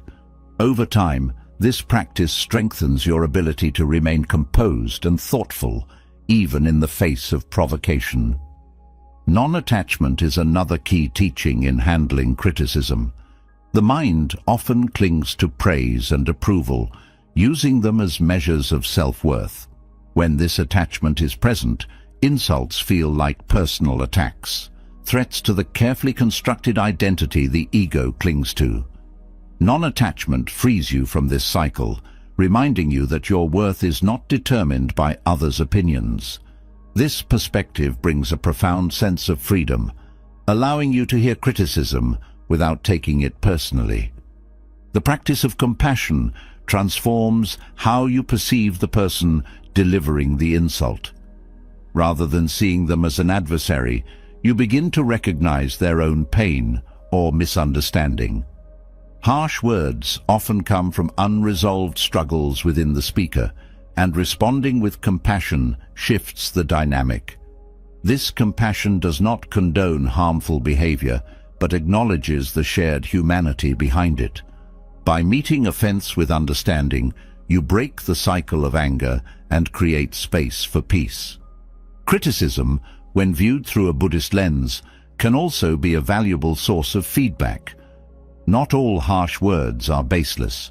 Some may hold truths that can guide your growth. Receiving criticism mindfully allows you to separate what is constructive from what is not. This discernment requires humility, the willingness to learn even from uncomfortable experiences. By seeing criticism as an opportunity to refine yourself, you transform it into a tool for self-improvement. Another powerful practice is gratitude. While it may seem counterintuitive, offering gratitude for criticism or insults shifts your perspective. These moments challenge your ego and provide opportunities to strengthen patience, resilience, and equanimity. Gratitude for these lessons does not erase the discomfort, but reframes it, turning adversity into an integral part of your journey.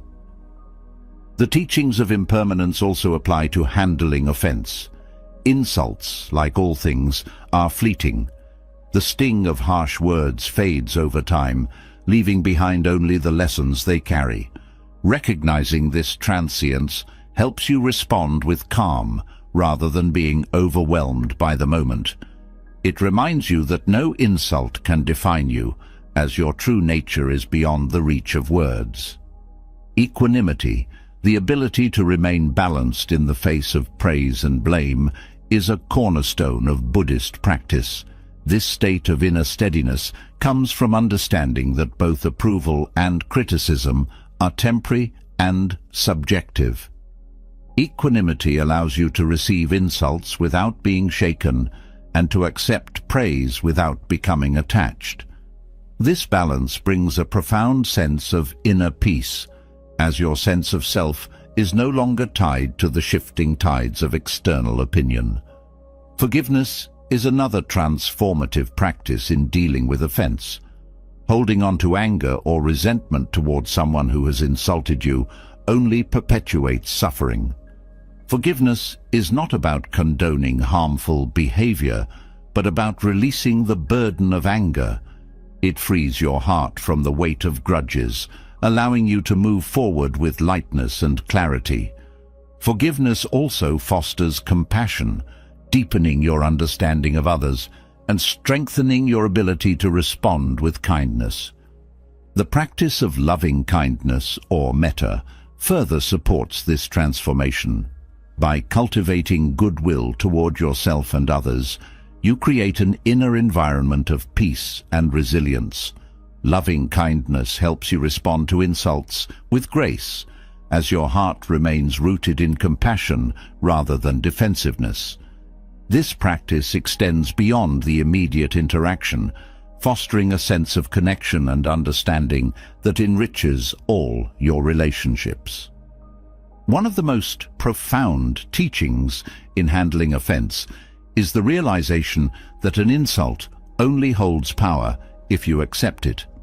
When someone speaks harshly, their words are like a gift. If you choose not to take the gift, it remains with the giver. This perspective shifts the dynamic entirely, reminding you that you have the power to decide how much influence others' words have over you. This detachment brings freedom, allowing you to engage with criticism from a place of strength and stability. Insults also provide an opportunity to practice humility. The ego often seeks validation, clinging to an idealized image of itself. Criticism challenges this image, inviting you to let go of pride and embrace your humanity. Humility does not mean diminishing yourself, but recognizing that you are always growing, always learning. This perspective transforms criticism into a tool for self-discovery and growth. The practice of self-compassion is essential in navigating criticism. When faced with harsh words, it is easy to internalize them, to let them amplify your own self-doubt. Self-compassion counters this tendency, reminding you to treat yourself with kindness and understanding. It helps you see that you are not defined by others' opinions, that your worth is inherent and unshakable. This inner support becomes a source of strength, allowing you to face criticism with confidence. Over time, the practice of responding to insults with mindfulness, compassion, and non-attachment becomes a natural part of your being. These moments, once sources of pain, become opportunities for growth and transformation. They deepen your understanding of yourself and others, strengthening your ability to navigate life's challenges with wisdom and grace.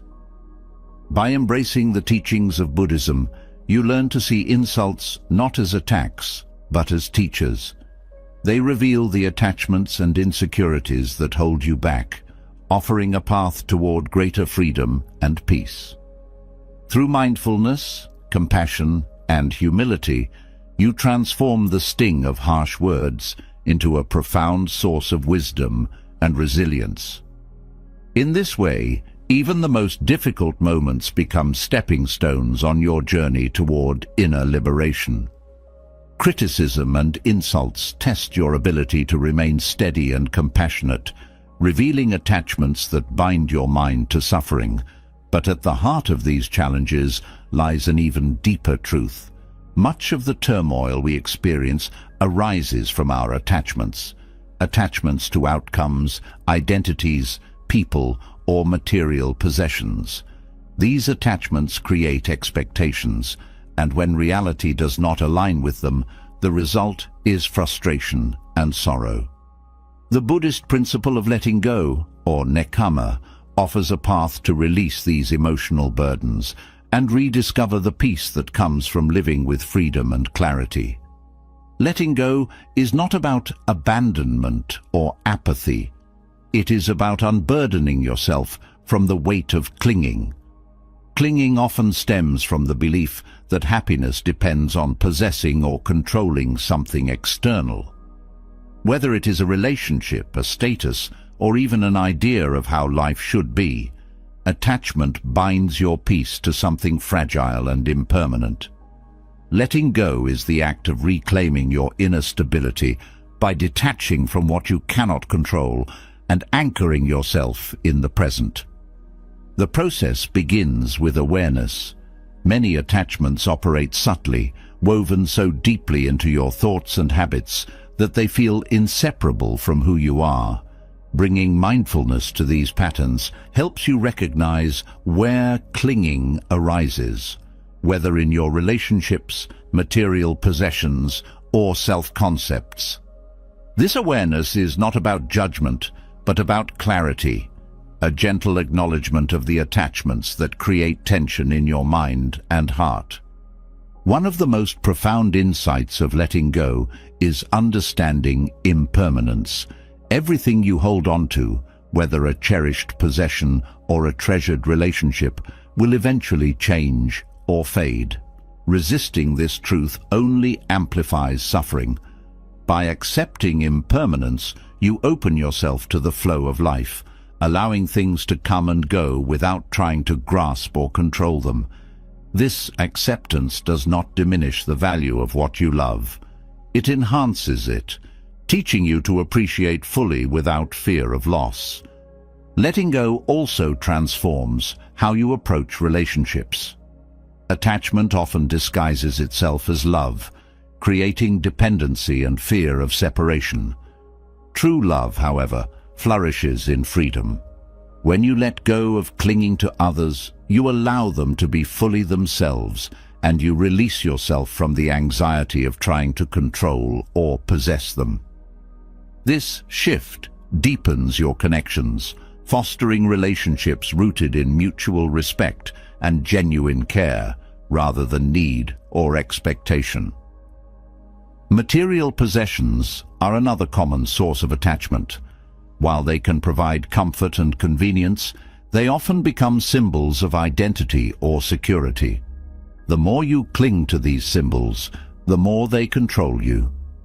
Letting go of attachment to material things does not mean renouncing them entirely. It means changing your relationship with them. You begin to see possessions as tools rather than extensions of your worth. This perspective frees you from the endless cycle of craving and accumulation, allowing you to focus on what truly matters. Self-identity is perhaps the most challenging attachment to release. The mind clings to labels, roles, and narratives that define who you think you are. These identities, while comforting, can become cages, limiting your growth and creating conflict when life challenges your self-concept. Letting go of rigid identities does not mean losing yourself. It means discovering the fluid, ever-changing nature of who you are. This flexibility brings a sense of freedom, allowing you to adapt and evolve without fear. Letting go also involves releasing expectations. Expectations create a gap between reality and desire, and when life does not meet these expectations, suffering arises. By releasing expectations, you learn to engage with life as it is, rather than as you think it should be. This openness fosters resilience, helping you navigate challenges with grace and equanimity. Forgiveness is a profound act of letting go. Holding on to resentment or anger ties you to the past, preventing you from moving forward. Forgiveness is not about condoning harm, but about freeing yourself from the grip of negative emotions. It is an act of self-liberation, a way of releasing the burden of pain and reclaiming your peace. Through forgiveness, you create space for healing and growth, both for yourself and for others. Mindfulness is essential in the practice of letting go. It anchors you in the present moment, helping you see clearly what is worth holding on to and what is causing unnecessary suffering. Mindfulness allows you to approach the process of letting go with intention and compassion, turning it into an act of self-care rather than sacrifice. It helps you navigate the discomfort of releasing attachments, reminding you that peace lies on the other side.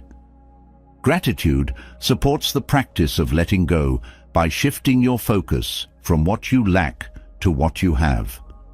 When you cultivate gratitude, you recognize the abundance already present in your life, reducing the urge to cling or grasp for more.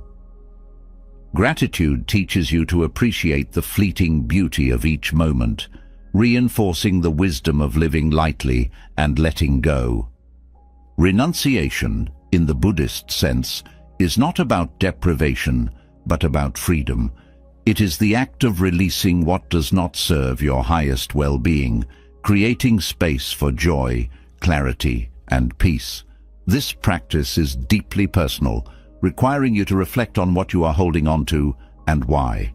Renunciation is not a one-time act, but an ongoing process, a gentle peeling away of layers that no longer align with your values or purpose. Letting go also brings clarity to your priorities. When you release attachments, you free up energy and attention to focus on what truly matters, whether it is relationships, personal growth, or contributing to the well-being of others. This clarity helps you live with greater intention, aligning your actions with your deepest values. The practice of letting go is deeply connected to trust. Trust in yourself, trust in the unfolding of life, and trust in the impermanence that guides all things. This trust allows you to release fear and embrace the unknown, finding peace even in uncertainty.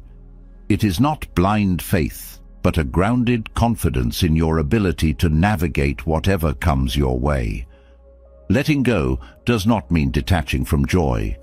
On the contrary, it deepens your capacity to experience joy by freeing you from the distractions and anxieties that attachments create. When you are no longer clinging to outcomes or possessions, you become more present to the simple, profound beauty of life as it is. This presence is the essence of peace, a state of being that cannot be shaken by external circumstances. Through the practice of letting go, you discover a profound sense of liberation. You realize that peace is not something to be attained, but something to be uncovered, hidden beneath the layers of clinging and resistance. Each act of letting go brings you closer to this truth, allowing you to live with a heart that is open, free, and rooted in lasting peace. Letting go unveils a profound sense of freedom, a release from the weight of attachments that tether the mind. Yet this freedom is not a one-time achievement. It requires consistent practice to nurture and sustain. Reflection and meditation become the tools that anchor this freedom, deepening your awareness and aligning your actions with the teachings of the Buddha. Through these daily practices, you cultivate not just calm, but a resilient peace that remains unshaken by life's turbulence. Daily reflection offers a mirror to the mind, allowing you to see clearly the thoughts, emotions, and patterns that shape your actions. This awareness is essential for growth.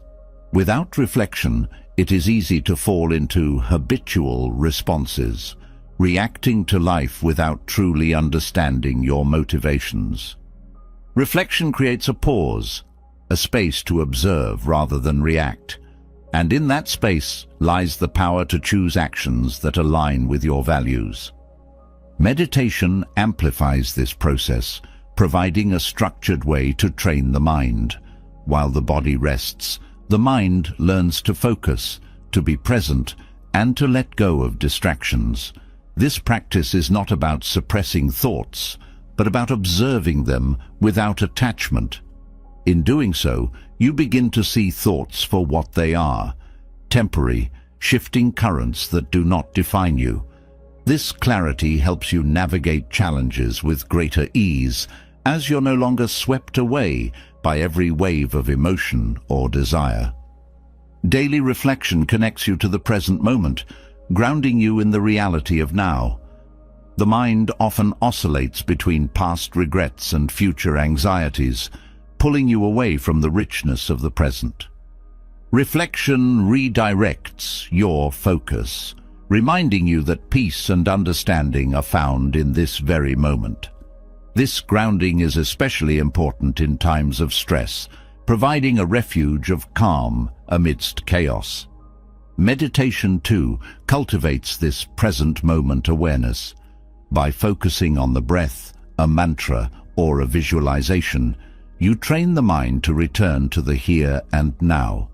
This practice strengthens your ability to remain steady, even when external circumstances are challenging.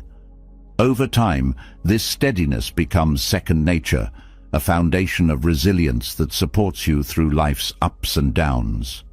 Self-reflection is a deeply personal practice, one that requires honesty and compassion. It is not about judging yourself, but about understanding yourself.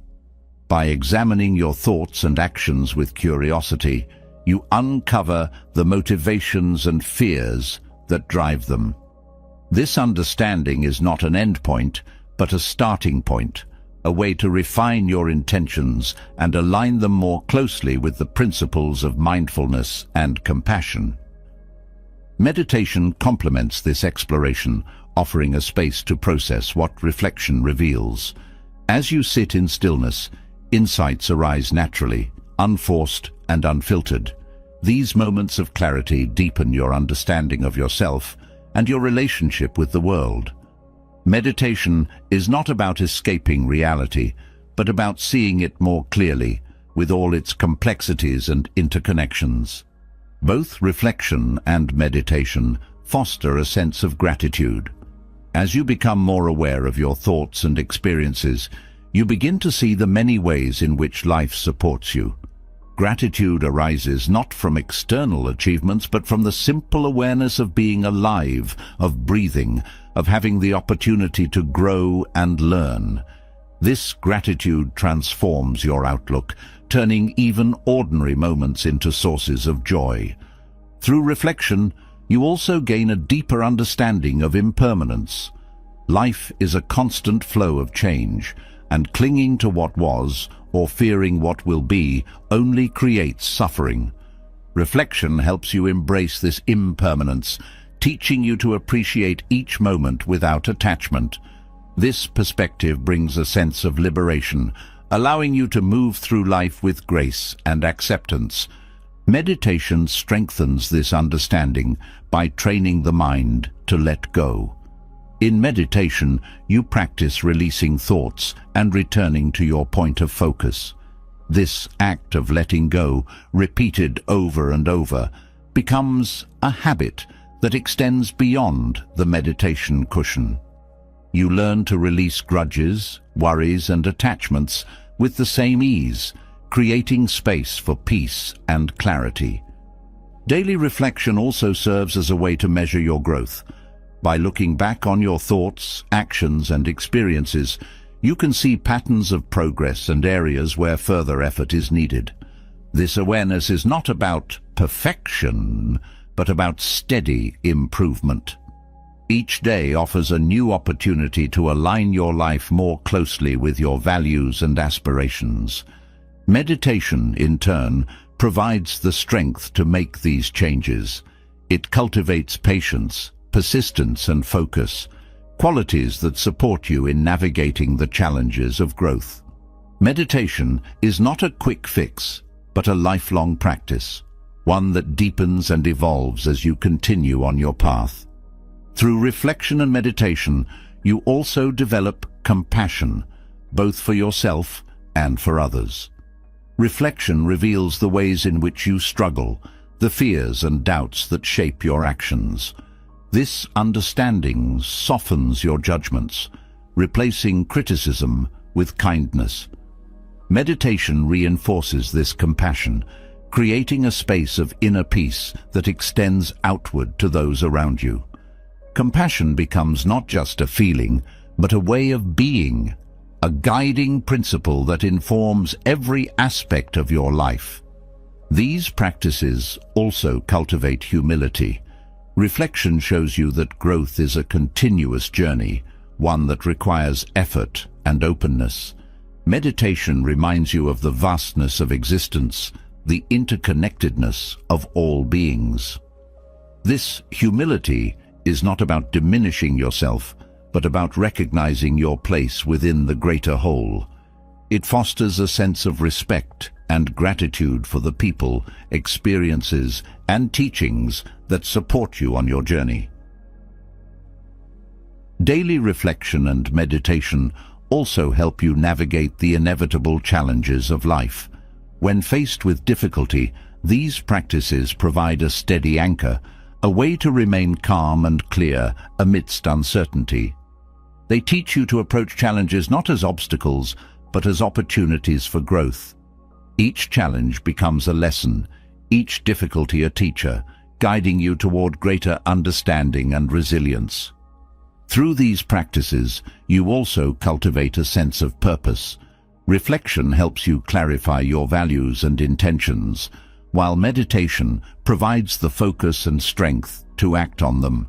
Together, they create a sense of alignment between your inner world and your outer actions.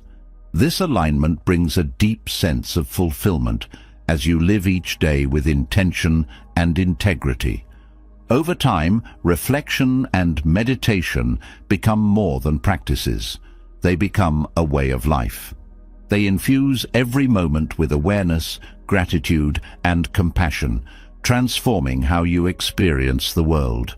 Through these practices, you discover that peace is not something to be attained, but something to be uncovered, already present within you, waiting to be nurtured. By committing to daily reflection and meditation, you align yourself with the teachings of the Buddha, cultivating a mind that is steady, clear, and compassionate. These practices are not an escape from life's challenges, but a way to meet them with wisdom and grace. Through them, you discover the profound power of awareness, the joy of living with intention, and the unshakable calm that arises from truly knowing yourself. Daily reflection and meditation cultivate a steady mind and a compassionate heart, enabling you to navigate life with clarity and calm. Yet, even with these tools, life's adversities can strike with intensity, testing your resolve and pushing you to the edge of endurance. Buddhism offers a profound perspective on these challenges, teaching that suffering is not an enemy to be defeated, but a teacher to be embraced. It is within these moments of pain and difficulty that the seeds of wisdom and inner strength are planted, waiting to grow. Adversity often feels overwhelming because it disrupts the expectations and attachments we hold about how life should be. Loss, failure, or hardship strikes at the core of our desires, shaking the foundations of what feels secure. The Buddha taught that suffering, or dukkha, is an inherent part of existence, arising from clinging to impermanent things. This understanding shifts the focus from avoiding suffering to transforming it into a source of insight and growth. The first step in this transformation is acceptance. Resistance to suffering often amplifies its intensity, creating a cycle of frustration and despair. Acceptance is not resignation, but a recognition of reality as it is. By fully acknowledging the pain without judgment or denial, you create a space for healing to begin. This practice requires courage, the willingness to face discomfort head-on, trusting that within the struggle lies the potential for growth. Mindfulness becomes a vital ally in moments of adversity. By staying present with your experience, you observe the thoughts, emotions, and sensations that arise without becoming entangled in them. This detachment allows you to see suffering more clearly, to understand its roots and its impermanence. Mindfulness helps you navigate the storm without losing sight of the calm within, anchoring you in the here and now. Compassion, both for yourself and others, transforms how you relate to suffering. When faced with pain, the mind often turns inward with harsh criticism or blame. Self-compassion softens this response, reminding you that suffering is a shared human experience. It encourages kindness toward yourself, allowing you to approach your struggles with patience and understanding. Compassion for others, too, broadens your perspective, helping you see that everyone carries their own burdens. This shared understanding fosters connection and reduces the isolation that suffering often brings. Adversity often reveals hidden strengths, qualities that lie dormant until tested. Patience, resilience, and determination emerge in the face of challenges, showing you the depth of your inner resources. These strengths are not created by the adversity itself, but are uncovered through your response to it. Each difficulty becomes an opportunity to discover and refine these qualities, building a foundation of inner strength that supports you through future trials. The Buddhist concept of impermanence offers solace in times of suffering. Pain, like all experiences, is temporary. It arises, peaks, and fades, leaving behind only the lessons it imparts. Recognizing this impermanence does not diminish the intensity of suffering, but provides perspective, reminding you that no pain lasts forever. This understanding allows you to endure hardships with greater patience and hope. Adversity also challenges the ego, the part of the mind that clings to control and certainty. When life does not go as planned, the ego reacts with frustration or despair, clinging to the illusion that happiness depends on external circumstances. Buddhism teaches that true peace arises not from controlling life, but from letting go of this attachment. By releasing the need for things to be a certain way, you free yourself from much of the suffering that arises from unmet expectations. Reflection on suffering often reveals its deeper lessons. Difficulties teach humility, reminding you of your limitations and the interconnectedness of all beings. They challenge you to reassess your values, to focus on what truly matters rather than what is fleeting or superficial. They inspire gratitude for the moments of joy and ease, which often go unnoticed until contrasted with pain. Through adversity, you also develop empathy. Experiencing suffering firsthand deepens your ability to understand and connect with others in their struggles. This empathy fosters compassion and strengthens your relationships, creating a sense of shared humanity. It transforms suffering from a solitary experience into a bridge that connects you to others. Adversity often forces you to pause and reflect, breaking the momentum of habitual patterns. This disruption creates a space for growth, a chance to examine your life and make meaningful changes. Challenges reveal areas where attachment, fear, or insecurity hold you back, providing an opportunity to release these obstacles and move forward with greater clarity and freedom. Meditation supports this process by creating a sanctuary of stillness amidst the chaos. In meditation, you can sit with your suffering without being overwhelmed by it, observing its ebb and flow with curiosity and acceptance. This practice builds resilience, teaching you to face pain with equanimity rather than avoidance.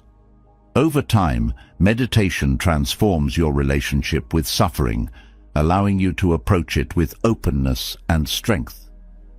The Buddhist principle of non-attachment is particularly powerful in transforming suffering. Clinging to outcomes, identities, or possessions often intensifies pain when they are lost or threatened. Non-attachment doesn't mean detachment from life, but engagement with it without grasping. It teaches you to appreciate what you have without fearing its loss, to find joy in the present rather than in what might be. Forgiveness is another profound practice in times of adversity. Holding on to anger or resentment only deepens suffering, tying you to the pain of the past. Forgiveness is not about condoning harm, but about releasing its hold on your heart. It is an act of self-liberation, a way to reclaim your peace and move forward with lightness and grace. Adversity also deepens your faith, whether in yourself, in the teachings of the Buddha, or in the larger flow of life. Faith is not blind optimism, but a grounded trust in your ability to navigate challenges and emerge stronger. This faith provides a steady anchor, a source of hope and strength in the darkest times. Through the lens of Buddhism, suffering is not an obstacle, but a teacher.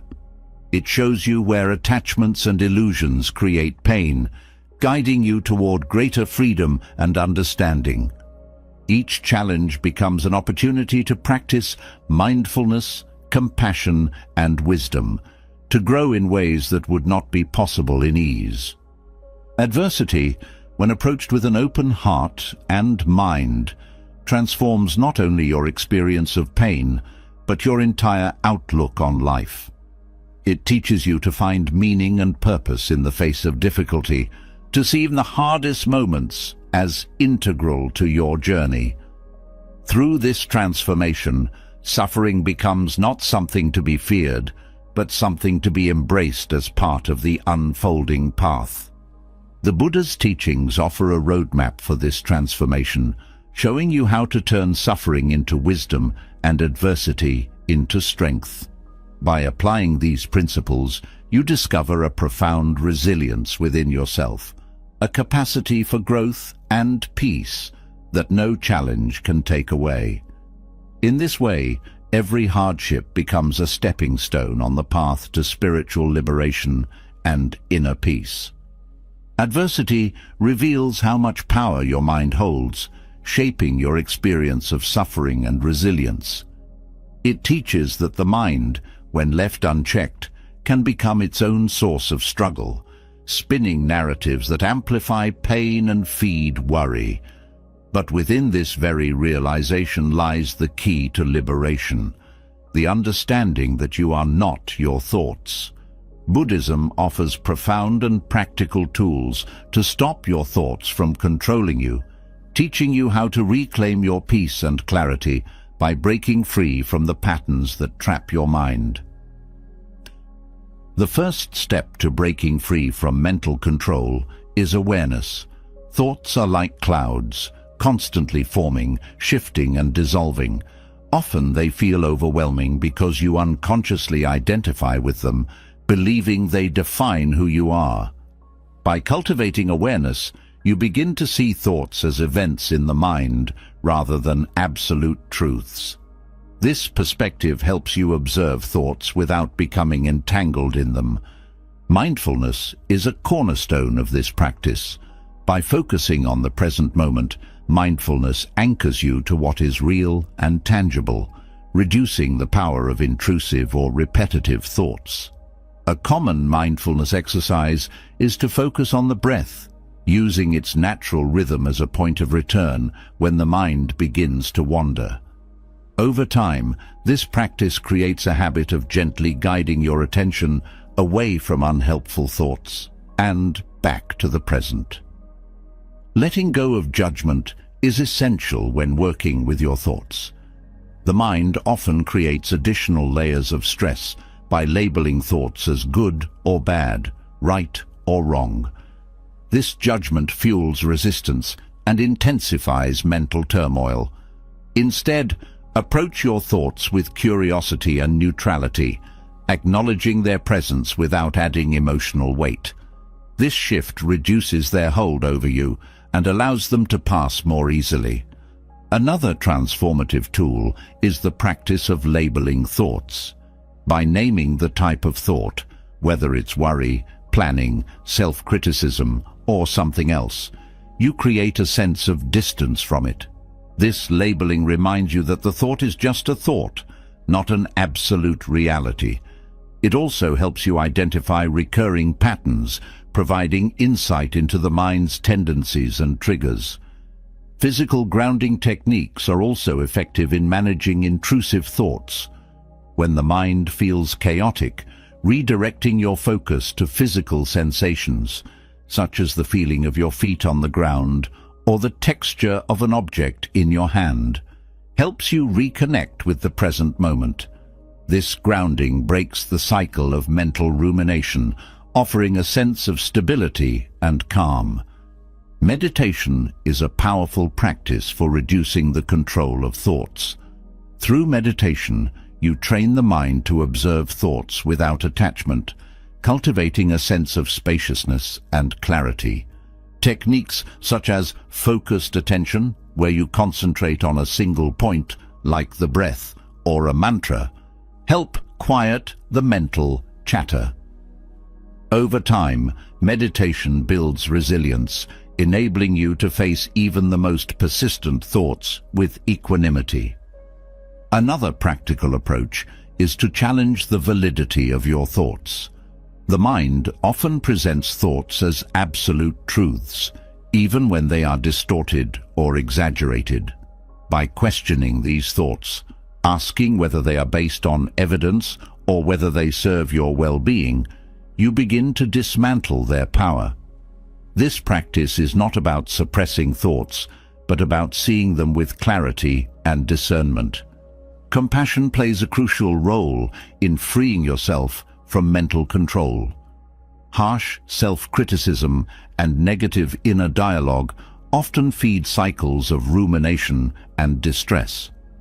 By cultivating self-compassion, you soften this inner narrative, replacing it with kindness and understanding. Compassion reminds you that struggling with thoughts is a universal experience, reducing the isolation that mental struggles can bring. The Buddhist principle of impermanence offers a profound perspective on thoughts. No thought, no matter how intense or repetitive, lasts forever. This understanding helps you ride out mental storms with patience, knowing that they will pass. It also reduces the urgency to act on every thought, creating a sense of peace and stability. Gratitude shifts your focus from mental turmoil to the abundance in your life.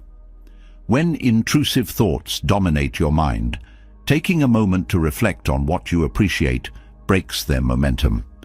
Gratitude does not erase difficult thoughts, but balances them with a broader perspective, reminding you of the beauty and support present in your life. Engaging in mindful activities is another way to redirect the mind. Whether it's cooking, gardening, or walking, immersing yourself fully in a task helps break the cycle of overthinking. These activities create a sense of flow, where the mind is focused and calm. They also reinforce the practice of mindfulness, integrating it into your daily life. Setting boundaries with your thoughts is a powerful practice. When intrusive thoughts arise, it can be helpful to set aside a specific time to address them, rather than letting them dominate your day. For example, dedicating 10 minutes to journaling about your concerns allows you to acknowledge and process them without being consumed by them. This boundary creates a sense of control and structure, reducing mental overwhelm. Breathing techniques offer an immediate way to calm the mind. Deep, slow breaths activate the body's relaxation response, countering the stress and tension that often accompany intrusive thoughts. Practices such as diaphragmatic breathing or alternate nostril breathing create a sense of balance and focus, grounding you in the present moment. Visualization can also be a helpful tool for managing thoughts. By creating a mental image of a peaceful place or visualizing your thoughts drifting away like leaves on a stream, you provide the mind with a calming focal point. This practice shifts your attention away from distressing thoughts, offering a sense of relief and relaxation. Physical activity is another effective way to quiet the mind. Movement, whether it's yoga, running, or dancing, releases pent-up energy and reduces the intensity of mental chatter. Exercise also stimulates the release of endorphins, promoting a sense of well-being and reducing the impact of negative thoughts. Connecting with nature offers a profound sense of perspective and calm. Spending time outdoors, whether in a park, forest, or by the sea, grounds you in the larger rhythms of life. Nature's stillness and beauty provide a counterbalance to mental turbulence, reminding you of the interconnectedness and impermanence of all things. Practicing non-attachment is key to reducing the control of thoughts. Non-attachment does not mean indifference, but a willingness to let go of the need to control or fix every thought. It teaches you to engage with thoughts without clinging to them, creating a sense of freedom and ease. Community and connection also play an important role in managing the mind. Sharing your struggles with trusted friends, family, or a meditation group provides support and perspective. Hearing others' experiences reminds you that you are not alone in your challenges, fostering a sense of belonging and resilience. Integrating mindfulness into daily routines helps you create a consistent practice of awareness. Whether it's mindful eating, listening, or walking, these practices build the habit of staying present, reducing the influence of intrusive thoughts. Over time, mindfulness becomes second nature, creating a foundation of calm and clarity.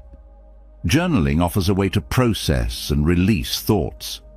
Writing down your concerns, reflections, or insights helps you externalize them, reducing their emotional intensity. Journaling also provides a space for self-discovery, helping you identify patterns and explore solutions.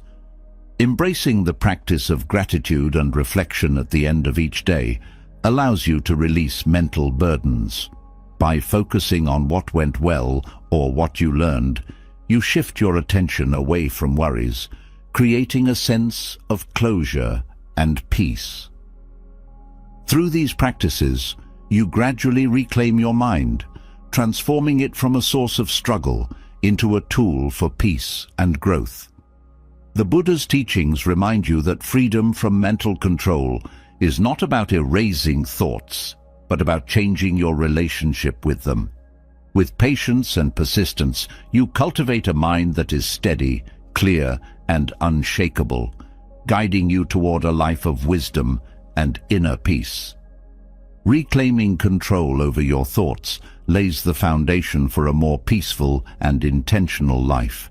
Yet, the mind's influence often manifests not just in what you think, but in how you react. Emotions can surge like waves, pushing you toward words or actions that may lead to regret. Learning to master the power of non-reaction transforms these moments, allowing you to respond to life's challenges with clarity and wisdom. In the teachings of Buddhism, the strength to pause, observe, and choose your response is a profound path to emotional freedom. Reactivity is born from conditioning. The mind, shaped by past experiences, often reacts automatically to triggers, cycling through patterns of anger, fear, or sadness. These reactions can feel instinctive, but they are not unchangeable. Buddhism teaches that reactivity arises from attachment to how things should be, how you want to be treated, or how the world should conform to your expectations. When these attachments are disrupted, emotions flare and reactions follow.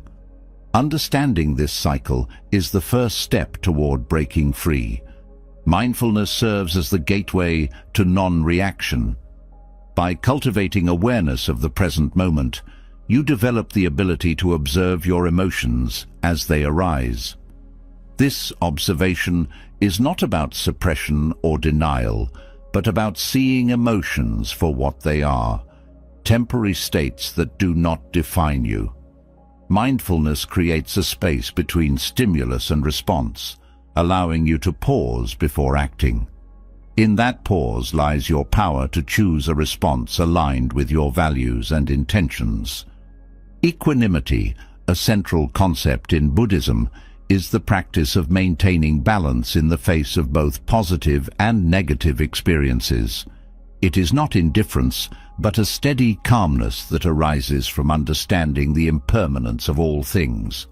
When emotions surge, equanimity reminds you that no feeling, no matter how intense, is permanent.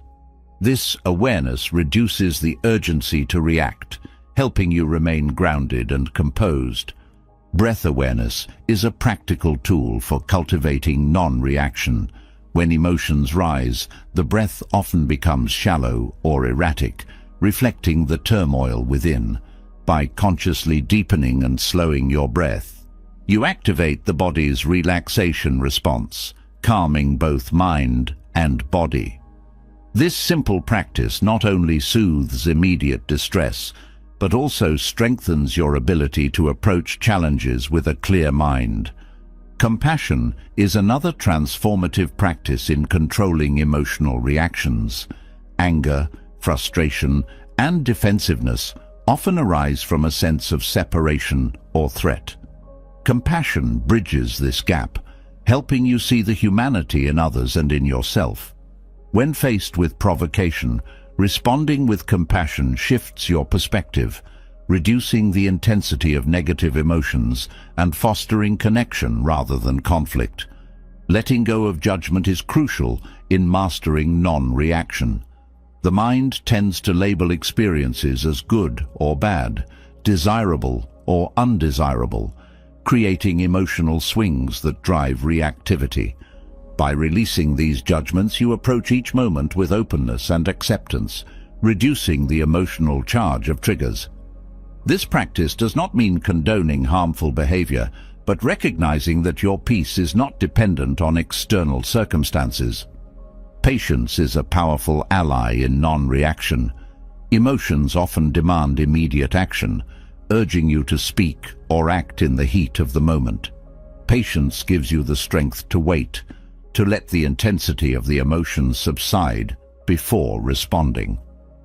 This pause allows wisdom to guide your actions, ensuring that they align with your values rather than your impulses. Self-awareness is essential in understanding the roots of your reactions.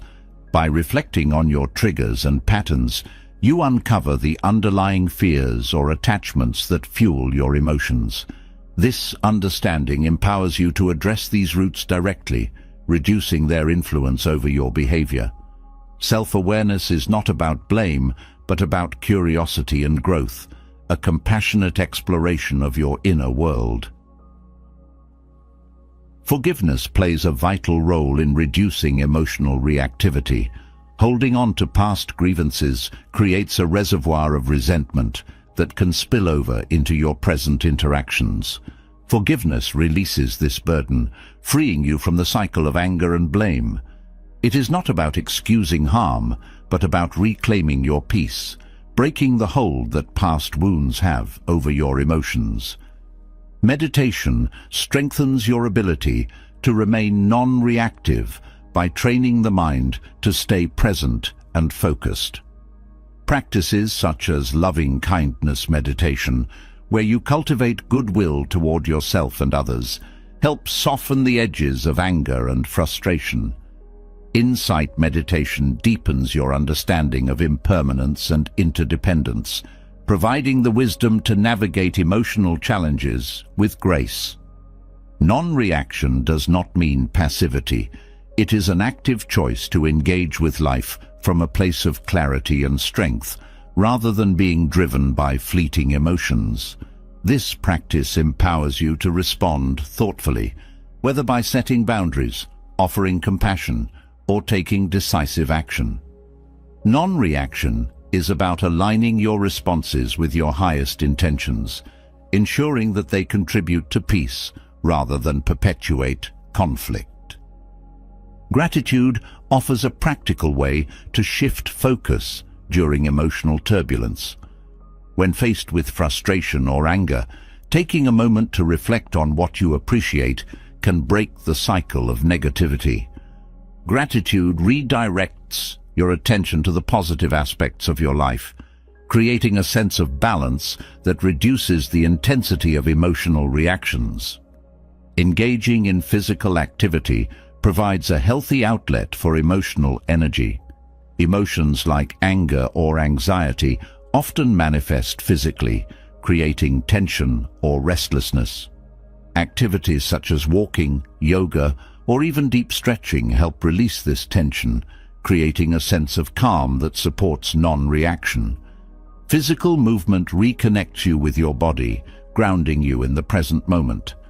Seeking perspective is another valuable practice. When emotions feel overwhelming, reminding yourself of the larger picture helps put the situation into context. This perspective reduces the sense of urgency or importance attached to the trigger, allowing you to approach it with greater calm. Perspective also fosters humility, reminding you that no single moment defines your life or worth. Journaling offers a way to process and reflect on your emotions without reacting impulsively. Writing down your thoughts and feelings creates a safe space for exploration, helping you gain clarity and insight. This practice allows you to release emotional energy constructively, reducing its impact on your interactions. Connecting with nature provides a grounding influence that supports emotional balance. The rhythms of the natural world, its stillness, cycles, and vastness, offer a soothing contrast to the intensity of emotions. Spending time outdoors reminds you of the interconnectedness of all life, fostering a sense of peace and perspective that reduces reactivity. Non-reaction also requires a commitment to self-compassion.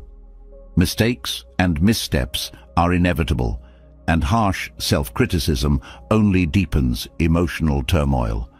By treating yourself with kindness and understanding, you create a supportive inner environment that nurtures growth and resilience. Self-compassion transforms non-reaction from a discipline into a practice of self-love. Finally, non-reaction is a practice of liberation. By freeing yourself from the grip of automatic responses, you reclaim your agency and integrity. Each moment of pause, each act of mindfulness builds a foundation of inner strength that carries you through life's challenges. The power of not reacting is not about suppression, but about mastery. A mastery that transforms your relationship with yourself and the world. Through this practice, you discover a profound sense of peace, rooted not in the absence of emotions, but in the freedom to choose your response with wisdom and compassion.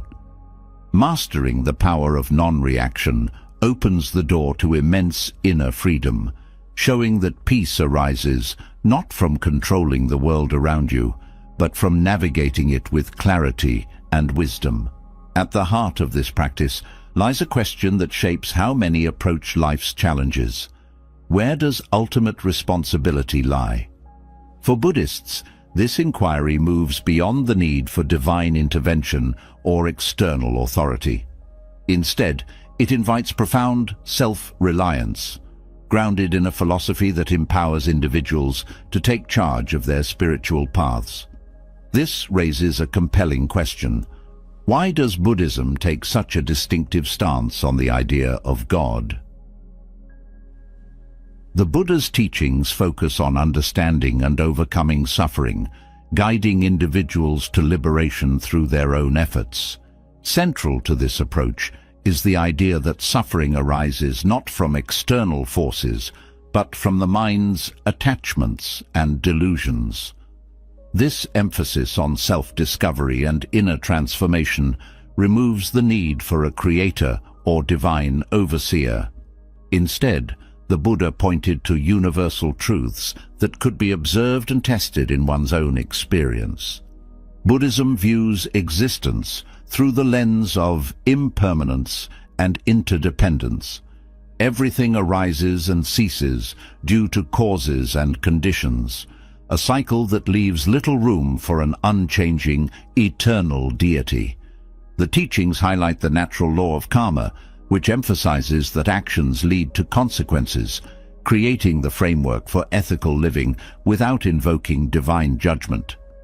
This perspective fosters personal accountability, encouraging individuals to take full responsibility for their choices and their impact on the world. The absence of belief in a creator does not mean that Buddhism denies the existence of higher realms or spiritual beings. In Buddhist cosmology, various realms of existence are recognized, including those of gods or celestial beings. However, these beings are seen as impermanent, subject to the same cycle of birth, death, and rebirth as all other forms of life. Their existence does not imply ultimate authority or omnipotence, reinforcing the Buddhist view that liberation depends on one's own effort and understanding. The Buddha's reluctance to address metaphysical questions about creation or divine beings stems from his pragmatic approach to spirituality. He taught that dwelling on such questions often distracts from the urgent task of ending suffering. When asked about the existence of God or the origins of the universe, The Buddha often redirected the conversation to practical teachings on mindfulness, ethical conduct, and the cultivation of wisdom. This focus on what can be known and practiced underscores the experiential nature of Buddhism. For Buddhists, the concept of liberation is deeply personal and experiential. Rather than seeking salvation from an external source, practitioners aim to awaken to the true nature of reality through practices such as meditation, reflection, and ethical living. This awakening, often referred to as enlightenment or nirvana, is not granted by a deity, but realized through direct insight.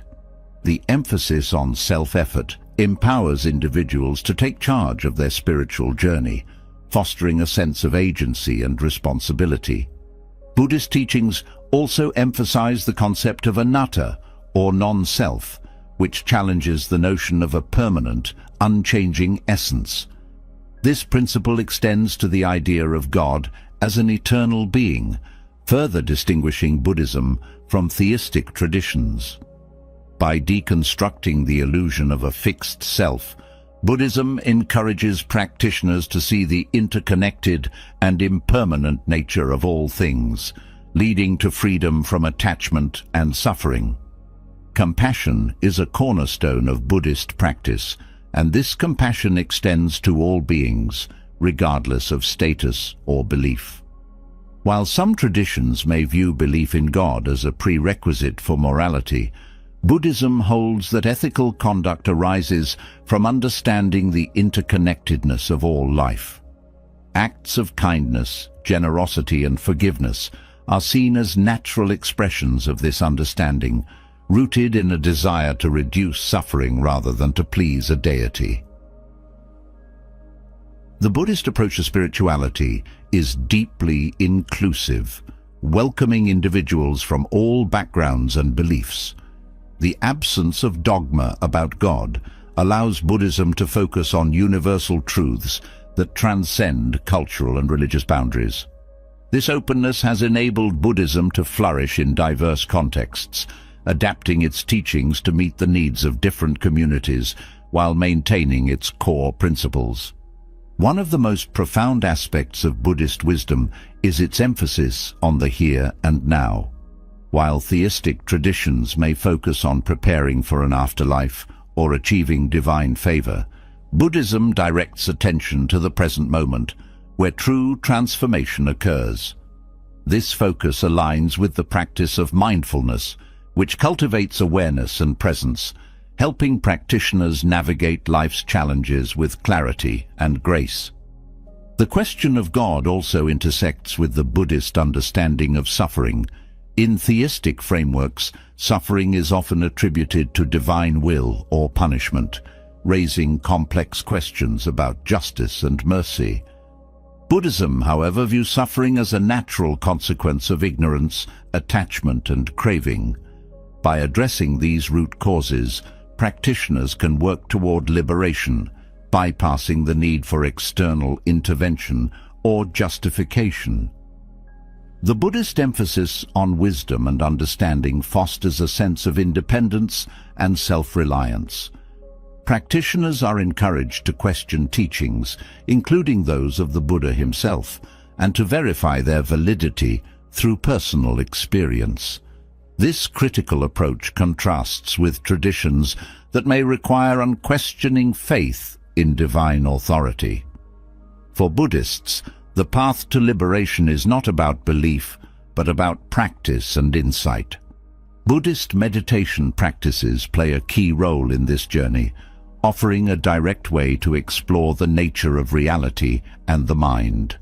Through meditation, practitioners develop concentration, mindfulness, and insight, uncovering truths that transcend conceptual thinking. This experiential approach bypasses the need for intermediaries or divine figures, placing the responsibility for awakening squarely in the hands of the individual. The absence of belief in God does not diminish the depth or richness of Buddhist spirituality. On the contrary, It invites a profound exploration of life's mysteries through direct experience and inquiry. The teachings encourage practitioners to embrace uncertainty and to find meaning in the impermanence and interconnectedness of all things. This perspective fosters a sense of wonder and humility, inspiring a deep reverence for the natural world and the cycles of existence. Buddhism's approach to the divine reflects its broader philosophy of balance and moderation. It neither affirms nor denies the existence of God, focusing instead on the practical path to liberation. This middle way avoids extremes, allowing individuals to explore their beliefs while staying grounded in the present. The flexibility of this approach makes Buddhism accessible to those with diverse perspectives, creating a space for dialogue and understanding.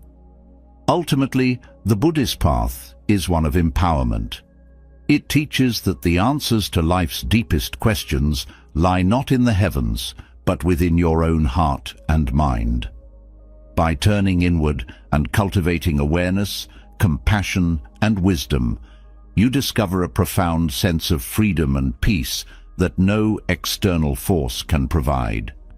This journey is not about rejecting belief, but about embracing the power of direct experience and self-discovery. Through the lens of Buddhist wisdom, the absence of a belief in God is not a limitation, but an invitation to explore the boundless potential of your own mind and spirit. It challenges you to take full responsibility for your path, to seek truth through practice and reflection, and to awaken to the interconnected beauty of existence. In this way, Buddhism offers a universal message of hope and liberation, guiding you toward a life of purpose, compassion, and inner peace. The exploration of self-reliance and spiritual independence reveals the profound strength that lies within each individual. Yet, even in the pursuit of wisdom and liberation, there is a delicate balance to maintain, especially in how kindness is expressed. Gautama Buddha's teachings remind us that unchecked kindness, while rooted in good intentions, can lead to unintended harm. The act of being overly kind often arises from a desire to please others or avoid conflict, but when it disregards boundaries or self-respect, it undermines the very harmony it seeks to create. Understanding the fine line between genuine compassion and overextending oneself is a vital aspect of walking the path with integrity and wisdom. Kindness in its purest form is an expression of compassion and connection. However, when kindness is driven by fear of rejection, obligation, or a misplaced sense of duty, it becomes a burden rather than a gift. The Buddha emphasized the importance of balance in all things, including how one interacts with others. Being kind does not mean sacrificing your own well-being or compromising your values. True kindness is rooted in authenticity, guided by wisdom, and tempered with the courage to set boundaries. Overextending kindness often stems from a misunderstanding of compassion. Compassion is not about fixing others or taking on their burdens. It is about understanding their suffering and offering support without losing yourself in the process. The Buddha taught that to truly help others, you must first cultivate your own inner strength and clarity. Just as a tree must be firmly rooted to provide shade, you must be grounded in self-awareness to offer kindness that is meaningful and sustainable. When kindness becomes a means of avoiding conflict, it often leads to resentment and imbalance in relationships. Agreeing to things you do not want to do, suppressing your needs, or prioritizing others at your own expense can create an internal dissonance that erodes your peace. The Buddha's teachings on right speech and right action emphasize the importance of aligning your words and deeds with truth and integrity. This alignment ensures that your kindness is genuine and free from hidden frustration or regret. The practice of mindfulness is key to understanding when kindness is genuine and when it is excessive.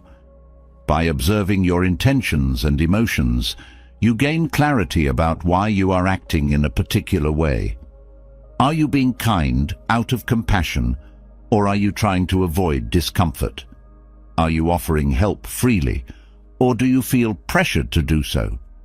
Mindfulness helps you make conscious choices, ensuring that your actions are guided by wisdom rather than habit or fear. Boundaries are an essential part of compassionate living. Setting limits does not make you unkind. It protects your energy and well-being, allowing you to give from a place of abundance rather than depletion.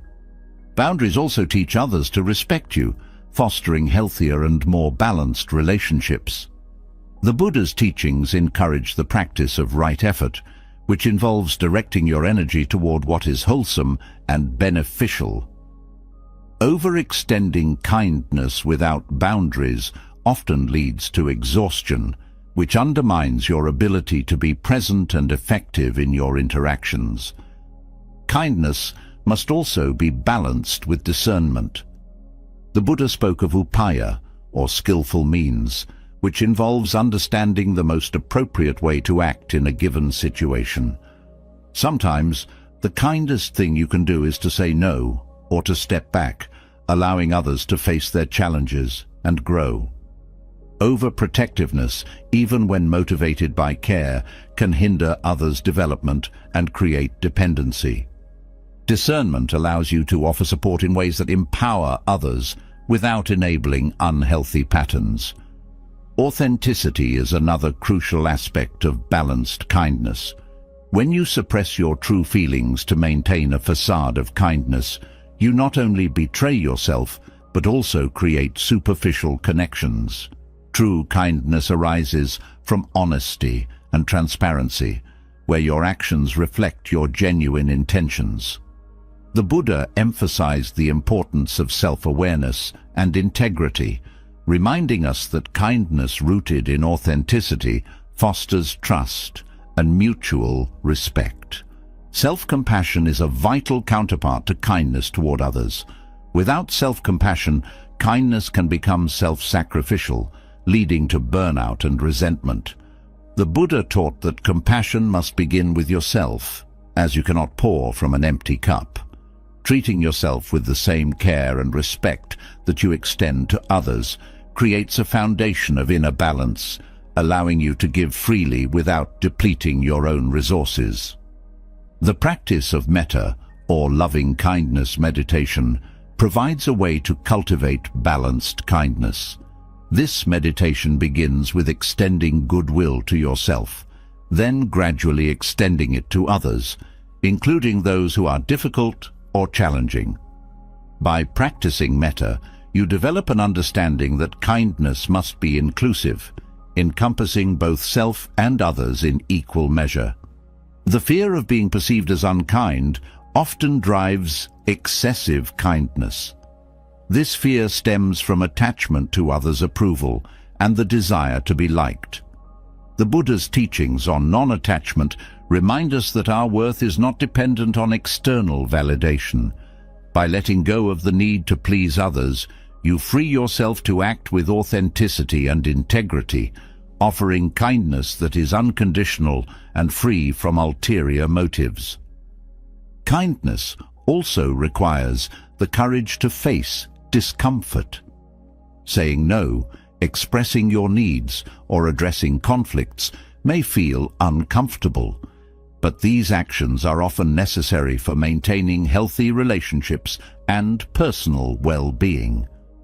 The Buddha taught that courage arises from understanding and wisdom, enabling you to navigate challenges with confidence and grace.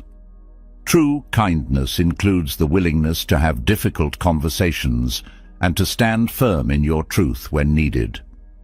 Overextending kindness can sometimes lead to enabling harmful behavior. The Buddha's teachings on right view encourage a clear understanding of cause and effect, helping you discern when your actions support growth and when they perpetuate harm. Kindness that enables dependency, manipulation, or self-destructive behavior is not truly compassionate. By acting with clarity and wisdom, you ensure that your kindness contributes to the well-being of all involved. Balanced kindness also involves recognizing your limitations. You cannot solve every problem or meet every need, and acknowledging this reality allows you to focus your energy where it can have the greatest impact. The Buddha's teachings on impermanence remind us that all things, including your capacity to help, are finite. Accepting this truth fosters a sense of humility and peace, helping you let go of unrealistic expectations. The practice of non-attachment is central to understanding the balance between kindness and self-care. Non-attachment does not mean detachment, but a willingness to let go of the need to control or fix others. It allows you to offer kindness without becoming entangled in the outcomes, creating a sense of freedom and ease in your interactions. Kindness is most powerful when it is rooted in mutual respect and understanding. The Buddha's teachings on interconnectedness remind us that every act of kindness creates ripples that extend far beyond the immediate moment. By acting with integrity and balance, you contribute to a larger web of compassion and harmony, inspiring others to do the same. Ultimately, the practice of kindness is about creating harmony within yourself and in your relationships. The Buddha's wisdom teaches that true kindness is not about pleasing others, but about aligning your actions with your values and intentions.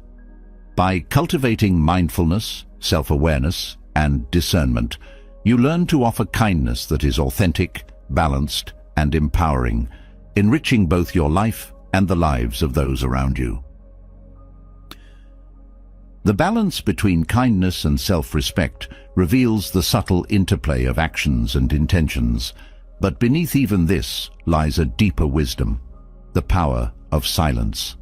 Silence is often misunderstood as the absence of action or voice, yet it holds profound strength and clarity.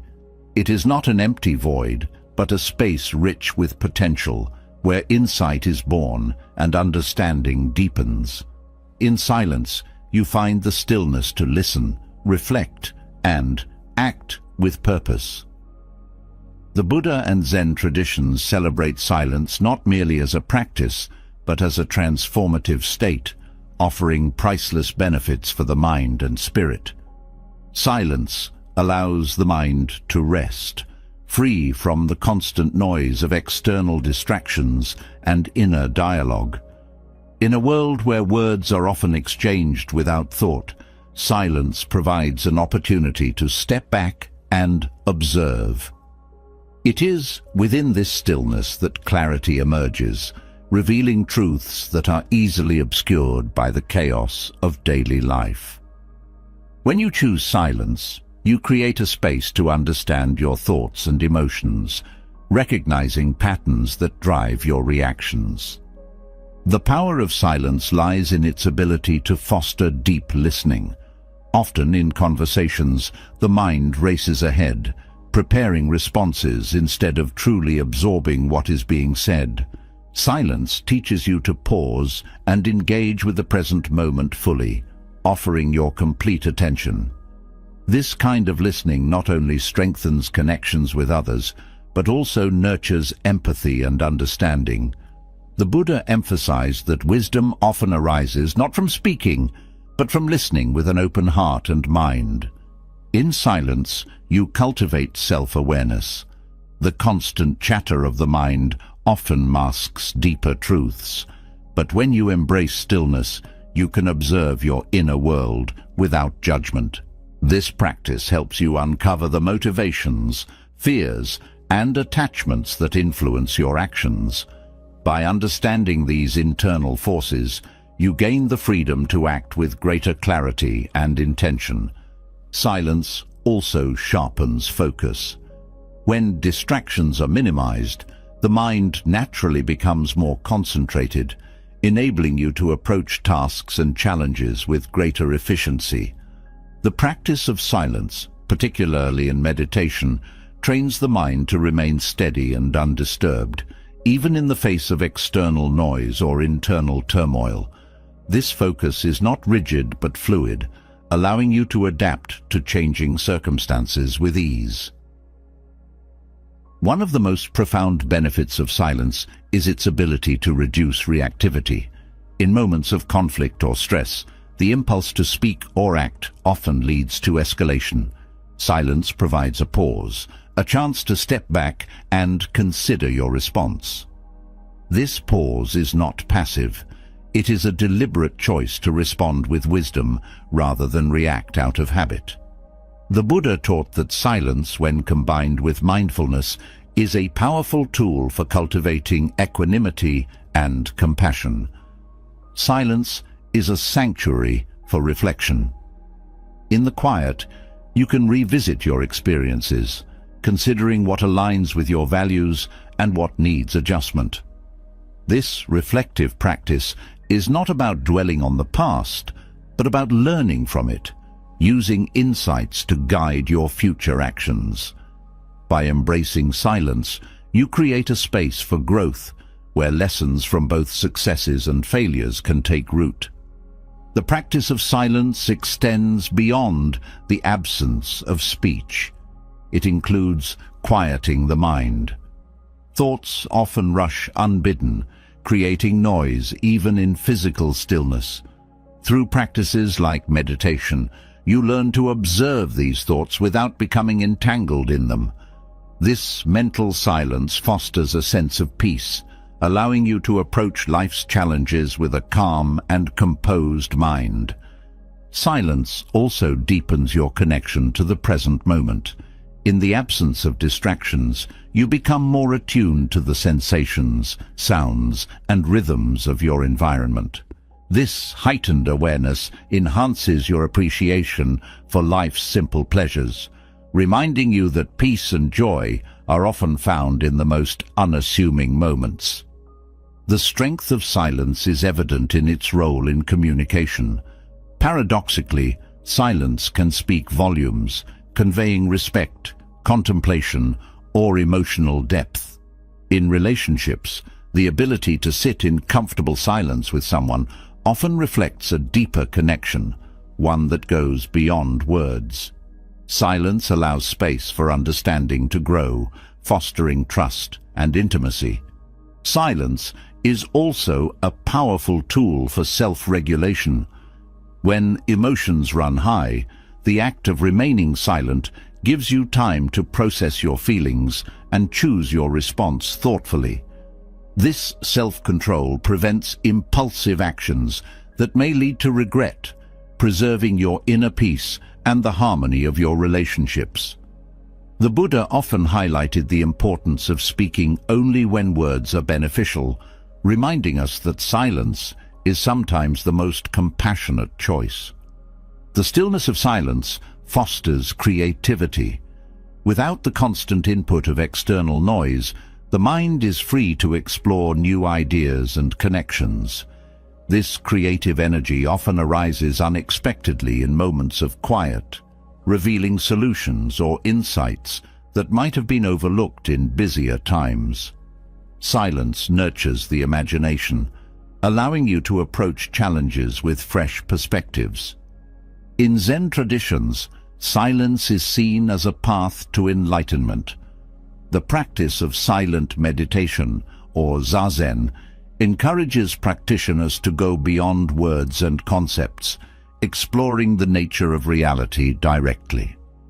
This direct experience of silence opens the door to profound insights, breaking through the illusions that often cloud the mind. In this way, silence becomes not just a practice, but a profound state of being. Silence also cultivates humility. By stepping back from the need to assert opinions or dominate conversations, you create space for others to express themselves. This humility fosters mutual respect, strengthening relationships and creating a sense of community. The Buddha often modeled this humility, using silence to demonstrate wisdom and patience in the face of questions or challenges. The practice of silence teaches patience. In a culture that often values quick responses and instant gratification, silence reminds you to slow down and embrace the natural rhythm of life. Patience, nurtured through silence, extends to all areas of life, helping you navigate challenges with grace and resilience. Silence is a refuge in times of overwhelm. When the world feels chaotic or demands become too great, retreating into silence provides a moment of peace and renewal. This practice is not about escaping responsibilities, but about creating a space to recharge and reconnect with your inner strength. The Buddha's teachings emphasize the importance of finding balance, and silence serves as a powerful tool for achieving this equilibrium. In the silence, you may also encounter a deeper sense of connection to the world around you. The stillness allows you to see the interdependence of all life, fostering a sense of compassion and gratitude. This connection inspires a more mindful and intentional way of living, grounded in an awareness of your place within the larger whole. The transformative power of silence lies in its ability to create space for thought, for growth, for connection. By embracing silence, you cultivate a mind that is steady and clear, a heart that is open and compassionate. The Buddha's wisdom on silence is a reminder that some of the most profound truths are found not in words, but in the stillness between them. Through silence, you discover a strength that is unshakable, a peace that is enduring, and a wisdom that transcends the noise of the world. The teachings of Buddhism guide us to a life of unshakable peace, where nothing external can disturb the stillness within. From letting go of attachments to embracing impermanence, from mastering patience to discovering the profound power of silence, these principles show us how to navigate life's challenges with wisdom, grace, and resilience. They teach us that true freedom lies not in changing the world around us, but in transforming how we respond to it. These practices are not abstract ideals, but tools for daily living. When you cultivate mindfulness, embrace compassion, and live in alignment with the principles of ethical conduct, you lay the foundation for a mind and heart that remain unshaken by the storms of life. Through self-reflection and inner discipline, you learn to see challenges as opportunities for growth and suffering as a teacher that deepens your understanding of the path. Now, we want to hear from you. Which of these principles resonates with you the most? Have you already applied some of these teachings in your life, or are you inspired to begin today? Share your thoughts in the comments below. Your insights and reflections are a vital part of this community's growth. If you found these teachings meaningful and want to continue exploring the wisdom of Buddhism, don't forget to subscribe to the channel. Hit the bell icon to stay updated with new content that